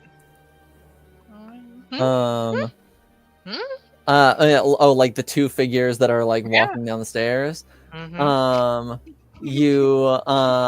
look a little shorter than you. They're like maybe like 5'7". Okay. So there's no knocking this person out in the bathroom, stealing their clothes and their mask, and going upstairs.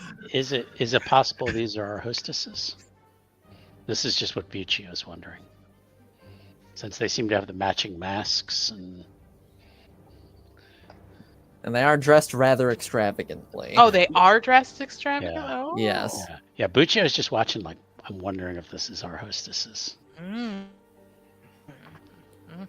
Yes, and But he's not trying anything sneaky. yes, I was say, and Ade, you see both of them make a beeline for you. Oh, I think that might answer your question, possibly. Yeah, Uh-oh. yeah, you see both of them make a beeline for you, and one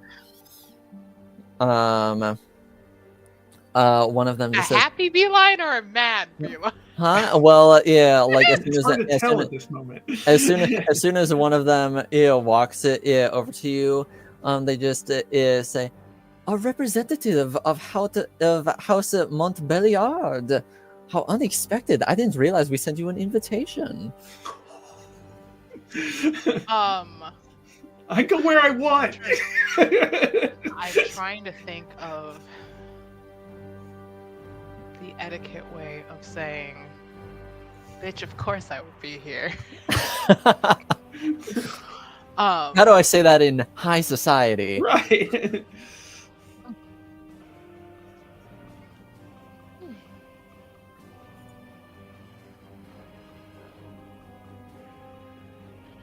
I know Party Crasher. I'm like, I have to I almost want to type out what I'm gonna say exactly. This feels like pressure. I think Ade is just going to give them a dazzling smile and say, "Oh, well, of course. After all, it would be silly for you to have forgotten. Montbelliard and House Alarie have such a good relationship, after all." Yes. And the other one chimes in, and she says, "What is it? Well, of course, it's simply that we have sent you many an invitation before, yet this is the first time you've graced us with your appearance." You'll have to excuse that it's no slight towards you. You see, House Montbelliard has very many things they must attend to. Of course. Dukedom and all that. She just gives a polite little smile. Yes. And one of them says, "Well, do enjoy the refreshments and the party. I'm very sorry about..." And then they sort of flippantly just gesture in the direction of the servant who just fully threw a tray all over the place, and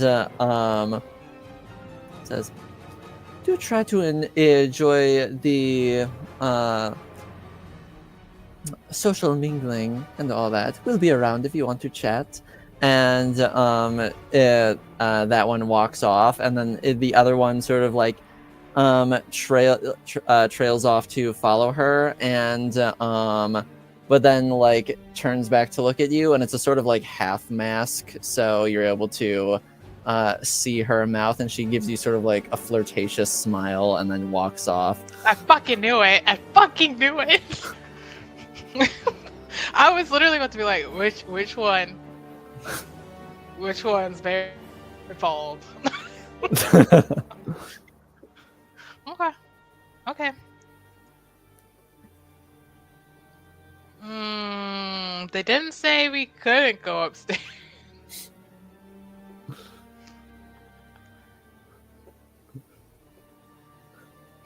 What do I roll to decipher the meaning of this? Because me, TR, I don't know. I don't know if it's if we explicitly didn't want you to be able to go up there, we would have politely declined you in an insulting way. Or I would say we're not mentioning it because fuck you. I don't know. I would say that would be a perception roll, but also you didn't specifically bring up the second floor, so it's a bit unclear. Well, they just left so fast. They left so quickly.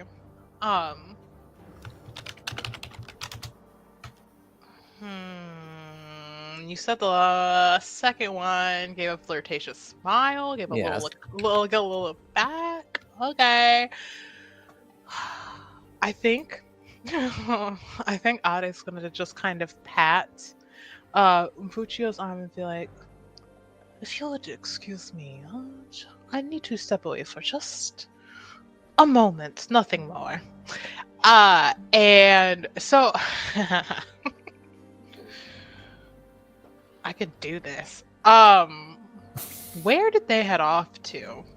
And specifically, I know she's trailing after her sister, but like how close? Yes.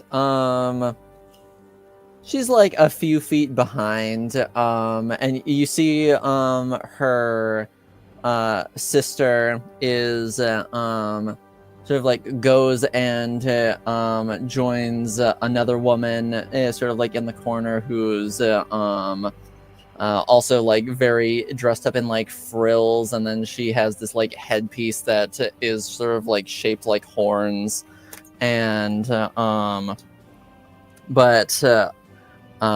she's like slowly trailing, but like heading in that direction to convene with the two of them. Okay, I'm gonna go. Someone else can go. I'm gonna concoct a plan to go flirt with this woman to get access to the second floor. But I don't know if that'll bear fruit. So, you know, I'm gonna think on that for a second. In the meantime, Buccio's gonna go up to the other guard, be like, Okay. Excuse me, sir. One of those two ladies who just walked down, they dropped something. And I think they I don't know, some kind of paper or something like that, and it's all in that. Oh, it just landed in that pile over there. I don't know if you want to go tell them that. What pile? And points over to the kerfuffle, and he says, "I don't know if you might want to go tell them because it might be something important. Those ladies look very important." Make a communications roll. Okay. I hope And he gets a +2 with deception on that. So Okay. 10 + 2. 12? Yeah. Okay. He mulls it over for a second and is like, I will go inform the ladies. As soon as It's like his it's back is always turned, something. upstairs. And then he heads off. Yep. And noting what just occurred there, and then Mhm. Buccio just kind of opened the door, so to speak. yeah. Aiden is right behind him and sweeps up the stairs next to him and just whispers like, "Well done, monsieur." And just continues on. Oui. You know?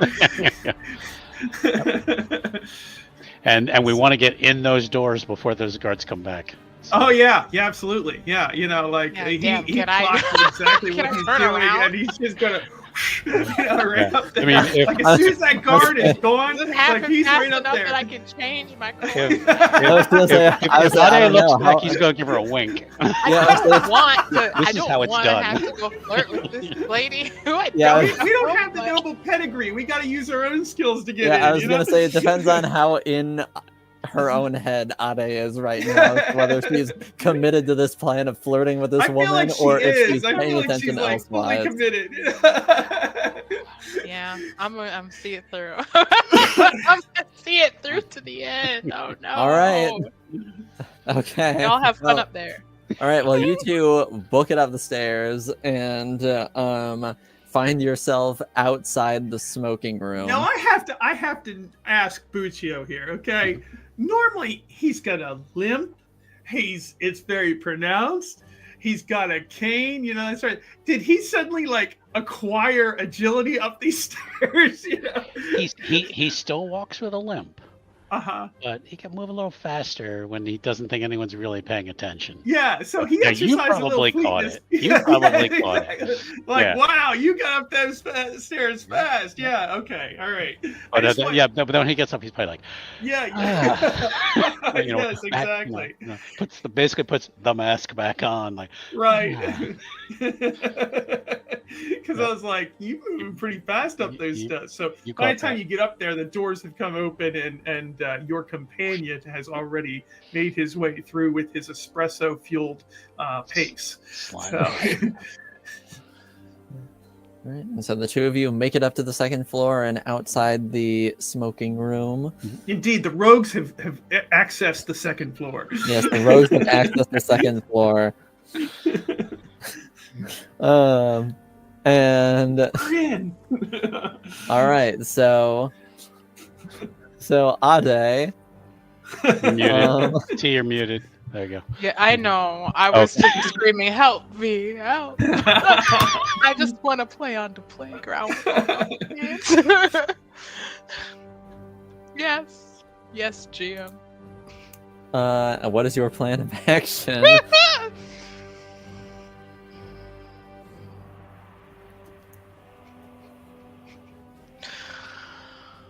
I was going to see if I could flirt with this lady and get her to go upstairs with me. But oh my god, I'm so sad. I feel like that's a solid plan. I support it. Yeah.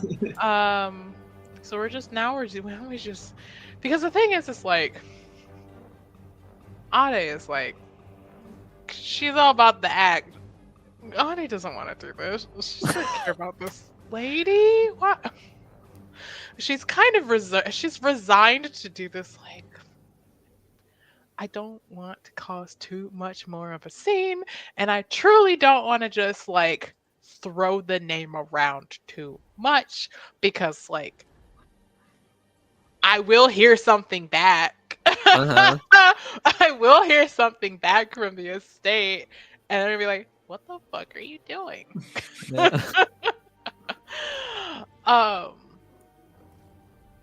Essentially, she doesn't want to hear something back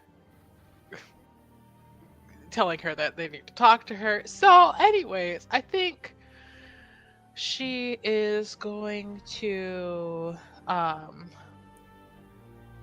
sort of kind of just like maybe use a moment of like when someone's kind of passing by in front of was it Eloise is the one who's very bold and flirtatious? Yes, Eloise is the debaucherous one. Okay. When that happens, I think that Ade is just gonna kind of subtly brush, like kind of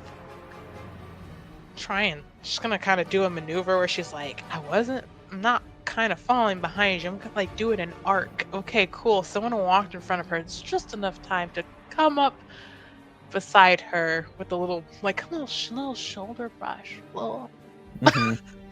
Yeah, just enough to get her attention. Yes, of course. This is completely harmless. Yes, and she smiles at you and just says, "Hello." Well, I must say, Madame Alarie, you look quite lovely tonight. Though I'm sure you're no stranger to such. Why, thank you. I'm dying inside. Sorry if I'm flirting so cringy. Anyway, it's okay.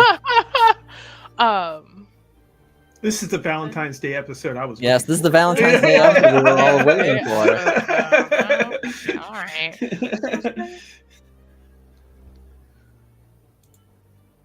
I was hoping that you and I could perhaps have a conversation and catch up somewhere a little more quiet. Is that so? Well, only if you could spare a bit of your time. I lost the accent. It's okay. And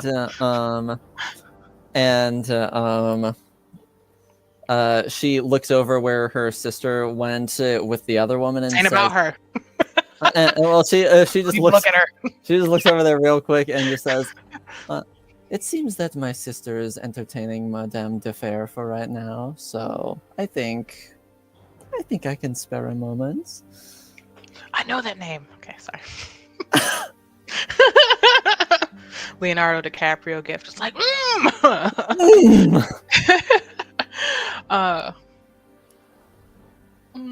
Vivian in the house. she's going to kind of gesture in the general direction of the smoking room. But also very gently take her hand, just a little brush of her fingers on her on her palm before kind of like tucking it over her arm. Listen, we're going for it. We're schmoozing. She says, "I think I would very much enjoy a conversation with you. I do think it very would. glad to hear that. I do think it would be best if we arrive separately, though. I've been in a bit of hot water for being She's a bit scandalous one. I've been a bit too forward for my sister's liking in the past, so I suggest you go ahead of me. I will be there in 5 minutes. Go upstairs and I'll meet you in the second room on the left balcony."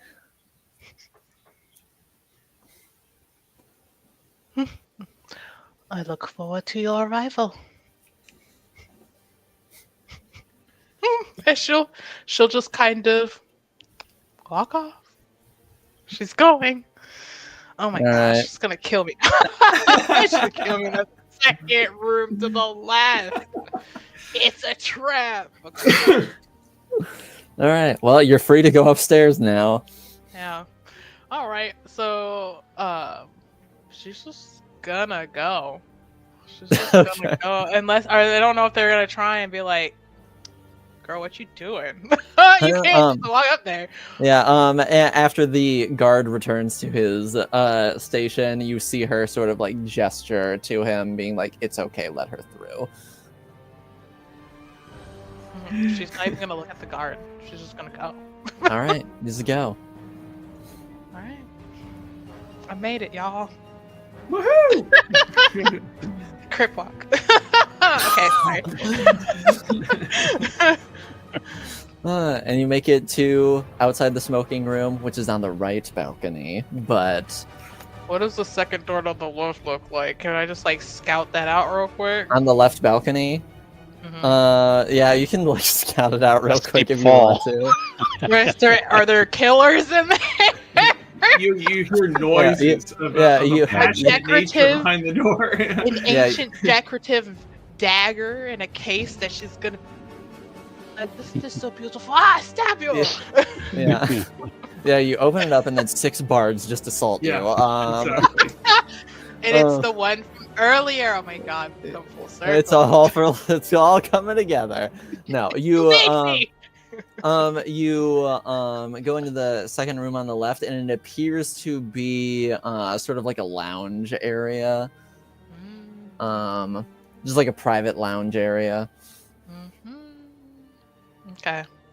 Nobody in there at the moment, but At the moment, I was about to say she's gonna come up behind her in like a few minutes and go, "Oh, we're all alone now." How long did she say I had? She said 5 minutes, and then she'll be there. Okay. 5 minutes. I'm gonna time it. I'm gonna go into the right room first.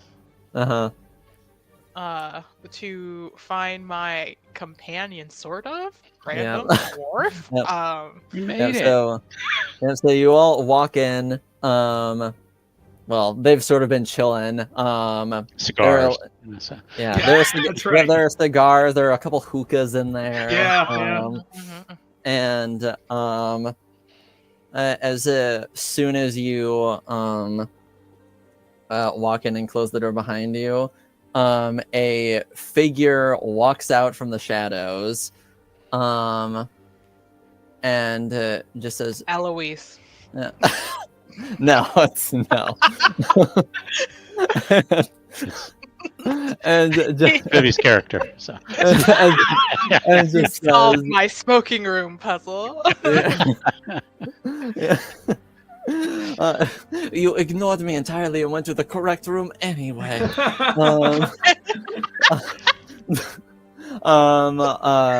Out of the shadows, and a woman says, "Well, 3 out of 4 ain't bad."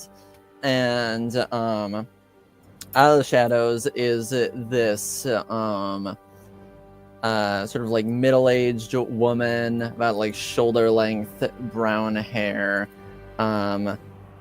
very like fine clothing, sort of like a not like a poofy Orlesian dress or anything, like one that sort of just like is very like form-fitting, and appears to have sort of like a leather inlay of sorts. Can she be clocked as Orlesian, or does this seem like finery from a different country? And she has a sort of like a headband with like a serpent on it, and you gather that she does appear to be Orlesian, but there's like maybe like a slight Ferelden influence in her attire. Mhm. Well, I see you made it. A pleasure to see all of your faces. I would never miss a summons of an invitation from someone with such excellent handwriting. Well, you have 4 Thank minutes you. and 10 seconds. It's called calligraphy.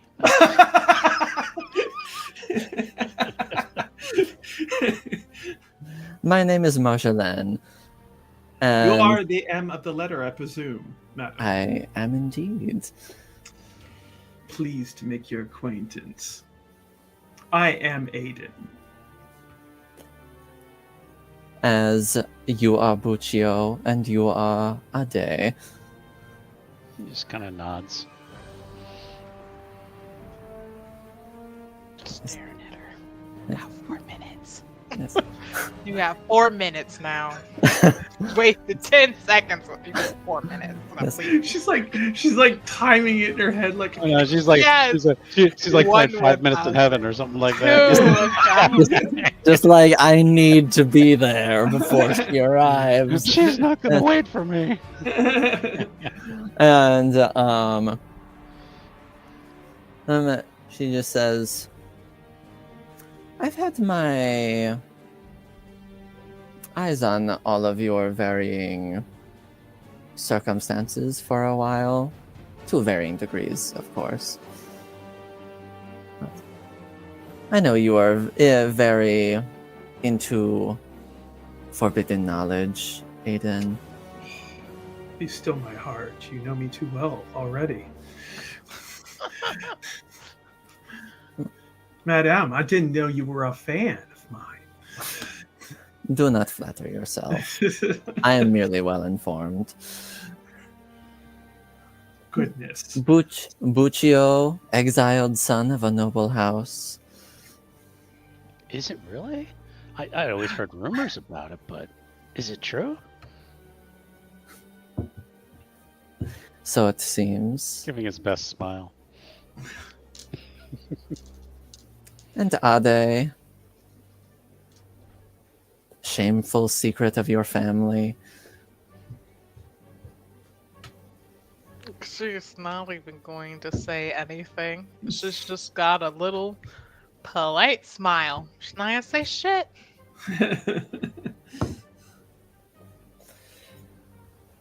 I wanted to become acquainted with all of you because I think you all bring varying skills that could be useful to me and to each other. We could benefit from a partnership of sorts, or more I become your patron of sorts to assist your varying developments. Does she look familiar at all? To you, make me a cunning roll. Okay.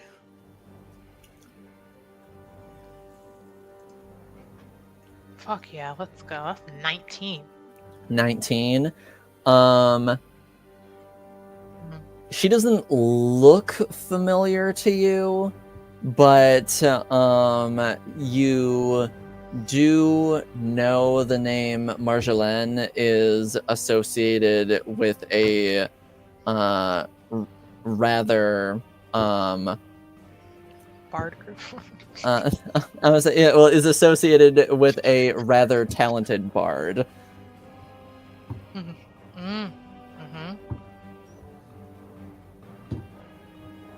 Okay. Do I know the name of this talented bard, or I'm just like, there was somebody. No, that's the name. The talented bard was named Marjolaine. Oh, I thought you said I thought you meant like associated with someone else. Yes, Your mind went where mine went. Your mind went where my mind went. Sorry, I phrased that in an awkward manner. A certain nightingale, as it were. Yeah. Like, damn, you're nothing. Yeah. This other person. Yeah. Okay. No, my apologies. I just phrased that in a strange way, I guess. Okay. Here's a question. What would I possibly know about bards? What do you know about bards? You know that they are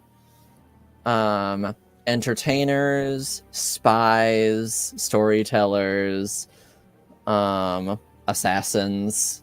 You can't play the game without when them, need really. be. Yeah. Exactly. They are rather integral to the grand game.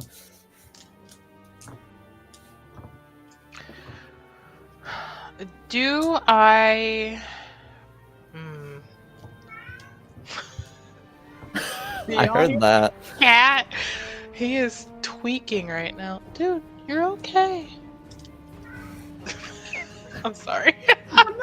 Okay. He's so vocal and he's so baby. Okay. I think that she is kind of just looking to see if there's anything discernible in terms of like any other noble house, like something that would associate her as being backed by a noble house per se, because I mean I feel like noble houses tend to be the ones making the greatest use of Bard's services. Yes, this is very true. Point. This is very true. Looking at her, she's not wearing a mask associated with anybody. You know, she's not wearing a mask at all right now. And sort of like on her clothes, you're not noticing any like heraldry affiliated with any particular noble house. So if she is, she's not making it openly known. Okay. Okay.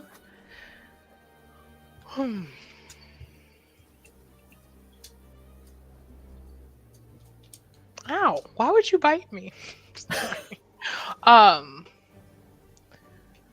What vibe would Ade be getting from is it Devere? Is that how you pronounce your No, character? it's Aiden. Oh, I'm sorry. Yeah. Gotcha. I was Yeah, like, yeah. couldn't. All right, Aiden. Sorry, Yeah, no problem. brain fart. Aiden, and then Buccio. Like, what kind of a vibe are these two? Would you say giving off at her, like knowing this information? I know Aiden seemed like, oh, you already know about me, but Yeah. like that could also just be an act. Who knows? Well, Buccio's playing dumb. Mhm. So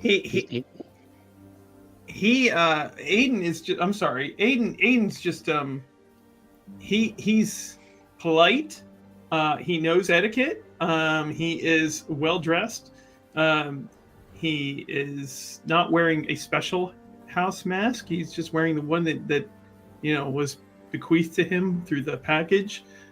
So you know a bit about that, but like he seems to think well of himself, and is also. Does he seem to have like any certain like feeling towards Marjolaine at all? He's Like, curious was to that know. excitement that he showed. Yeah. Well, he is. He is. It is authentic because he does think highly of himself. So he's like, he wants to say, Madame, you obviously know how to pick quality, at least judging by your selection of me. I can't speak for the other two here, Gotcha. but I don't know. I don't know them. It's not an insult or a slight. I just don't know them. But judging by your tasting quality here, it's clear that you know how to pick your team, so to speak. And I am very interested in what you would have us do for you, what the task is, and so you can tell that he's changed his tone just a little bit to kind of match the accent here, but he is clearly not from around here. You can already tell that from the accent. He's not from around here, but he knows enough to blend in with the crowd when he needs to. So yeah. Madame Marjolaine. Okay. Yeah. Buccio, and you said Buccio is like kind of playing dumb. Yeah. About He the whole wants to. He wants to see what. Basically, he wants her to show her cards. She's Okay. saying she's got information about him. He's just, playing kind of like, oh, really? I didn't know that. I'm sure I don't know what you're talking about. Oh, thanks. Yeah. That's news to me. Okay. All right. I guess she just kind of wanted like a vibe check of everything happening in this little room. Yeah. That was my only question. All right. She's got 1 minute or 2 minutes left. 2 minutes and 30 seconds. 2 minutes and 30 seconds. Gotcha.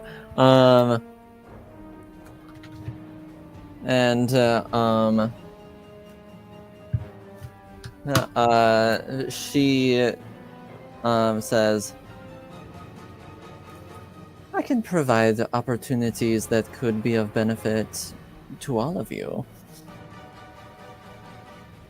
Grow your knowledge, reclaim your family name, bring them honor. Maybe even, and then she looks at Ade and says, maybe even be who you truly are without having to hide it anymore. Ade has decided she don't like this bitch.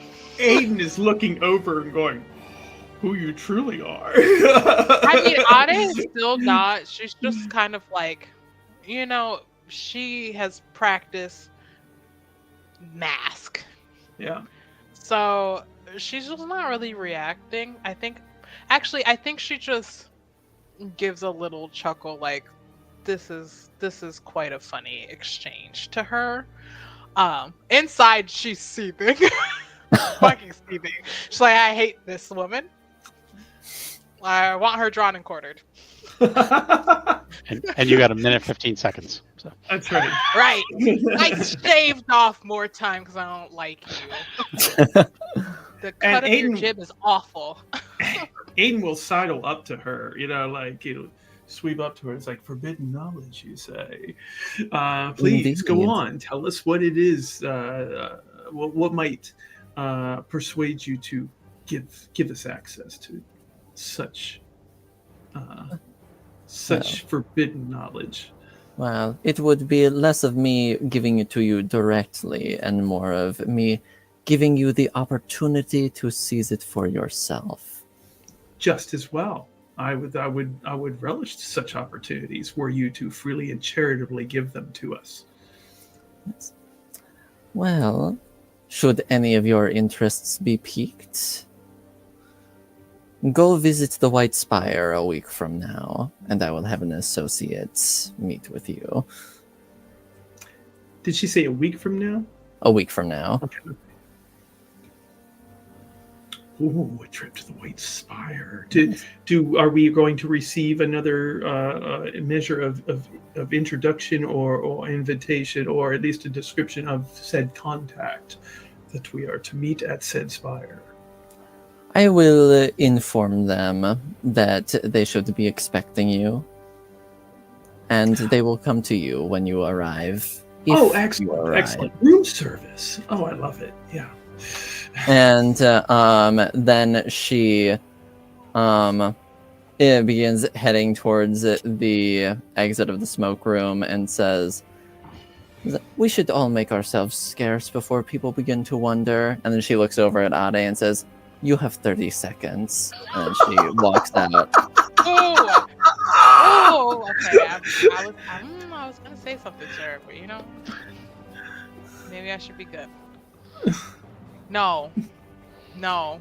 I refuse. Fuck her. Yeah. As soon as she starts to pass Ade and say this, Ade's going to unclip her bag, take out the perfume sample and place it in her hand, say, "Suits you, really."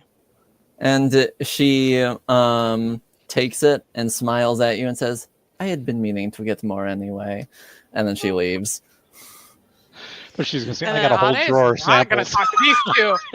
She's not gonna talk to these two. Ade is going to go. It's gone. All right. So are we all leaving? Are we staying? Or what's going on here? Well, Marjolaine left, and she said we should all make ourselves scarce before people come looking for us. Yeah. Ade stormed out, which leaves you and Buccio in the room. Is there a balcony or something like that? Like an external balcony? Yeah. Yes, there is an external balcony. I'm gonna go take a look at it. Are you going to Batman off the balcony? He's gonna look at it because he don't want to go out the front door. Because... Aiden has seen this gentleman work already, so he is accompanying him and saying, "Exiled house," you say. News to me. She seems to know quite a lot, doesn't she? We'll see about that. Yeah. How far a drop is it? It's 2 stories. Okay, all right. So it wouldn't really fit his appearance. Well, I guess technically it's a story, so it's like 10 feet, give or take. He's gonna look over at Aiden. How are you planning on leaving? Oh, the same way you were. Okay. All right. So he's gonna just see if he can just kind of just strap his staff to his back and see if he can just kind of climb over. And then looking down, are there any guards or anything like that? Looking down at the ground, none that you can immediately see or anything. Okay. And he sees Buccio ascending like the balcony railing here, I guess is what you're doing. Okay. Total Irish goodbye. He's just yeah. He's just leaving. going to do that, and he's going to watch him for a second, and wonder if this cripple is just going to vault off the railing here. So just out of sheer morbid curiosity, he's not going to try to vault. He's going to just climb over, and then sort of dangle, and then sort of drop. So Okay, make me a dexterity check just to see how gracefully you land. 11, 14. 14. Okay. You drop and you like wobble a little bit, but you're unscathed. Okay. Aiden knows how to do this. He's not one to be upstaged here, and he says, he's like, you know what? This is how it's really done. He's going to go back and he's going to grab a tapestry. Yeah, he's a rowdy college kid from the Free Marches. That's right. Grab a tapestry, wrap it around the railing, tie it off, and then slide down the tapestry like, he's done this a million times. All right. Make me a. You also make me a dexterity check. Okay. I mean, this shouldn't be difficult. No, it shouldn't be difficult. It's stylish. Is really what it is. Yeah. Yes. I was trying to be quiet. So. Well, he's being quiet too. He's not being loud. Yeah. He's just being Tearing extra. up. Yeah. Right, exactly. So that is going to be a 12. 12. Okay. Yep, you manage to and slide down easily enough. Lands down beside him. That's how it's done. We each have our own styles. Until next week. Indeed. All right. All right, so you two head off into the night. Yeah. Yes. And- different directions. Different directions, yeah. Yes. I got to find a new place to stay. So. And Ade, you stormed out of the smoke room. And as you are going down the stairs, there she is. Going down the stairs. Not really storming out, but she is not happy. Yes. She will she'll swing to the other room. I was here the whole time. Take a seat. She's like, I'm already done. I have to see the shit through. Yep, and you sit down and She's gonna apply this woman with so much alcohol that she fucking just falls asleep. That is the game plan here. I just want you to know that. Okay. That sounds good. A few moments later, and she comes in, and it says, "So you are waiting here for me," and I'll say just because since you already told me your plan, just make me a communications roll to just see how long you can keep her talking to just get her plastered. You got it. I would love to do that. Okay, I have 16. 16? Okay. You talk for a good while, begrudgingly, because evidently you're just not in the mood anymore. Not that you really were to begin with, Really, but... like, try hard to... I think that Ade's not really giving much about herself, but with people who like to be able like this ostentatious, I think it's pretty easy to kind of get them talking about themselves. Mm-hmm. Especially if you just like, oh my gosh, tell me more about that. Yeah. And so that's the route you can just get them rambling. Yeah. Right, and so it's gonna be like Ade has like a little half a glass of wine to every like 2 glasses of wine she plies this woman. Yeah. And after you talk for a good while, eventually she sort of just like rests her head in her hand and just like slumps onto like one of those like lounge benches, and just passes out. Okay. Ade's going to kind of give it 30 seconds. So she's gonna like, I don't know, grab a throw off the couch, just kind of put it on her, I guess. Just to be nice. And she's gonna fucking go. Get out of here. You're right, she's not in the mood. So she's just going to kind of make her way out. Yeah, just not. She's not making a scene. She's gonna head out unless anyone tries to stop her from leaving from the front. But I do think that when she's leaving out, I want to say that she has the other mask on her. She's like, just in case I fuck this up and need to like switch masks. Yeah, or you just something. swapped masks before you walked back out. Yeah. Okay. And she's just gonna kind of like exit. I just want you to know, as soon as she gets home, she starts throwing shit. She's so mad. she's livid. She's breaking some stuff. She's that mad. I just want there to be like someone like hanging out outside who's just kind of like, here she's just like, just kind of like nodding, like, oh yeah, Yeah. because she's It's scandalous. like- Apparently, she's got a reputation, and you're walking out and just like, oh Yeah. yeah. Someone's gotta do it. Happy Valentine's Day.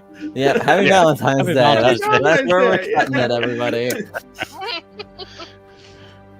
Well, thank you. Thank you. Thank you. you. Yeah, Thank this is you. a fun start. As I'm glad you're enjoying it. Yeah. Yes. This went off So to happy as to much. do it in a French accent again. Yes, this went off to a much smoother start than I was expecting. You did a good job. So, all right. Well, we will be back next Friday night with 4 players. Then Vivi should be able to join us, and we will meet her character, and then it's all gonna go off the rails then. Yeah. Oh yeah. It'll be a fantastic time. Yeah. Really just add to the chaos of what we already have. All righty. Well, thanks everybody watching. Oh, hey. Thank you. Aw, Thank you. Thank for watching. you. We appreciate Happy it. Valentine's Day. Happy Valentine's Day. Thank you. All right, everybody. Well, have a great night, and we will see you all next week. Okay. Bye. Bye, everybody.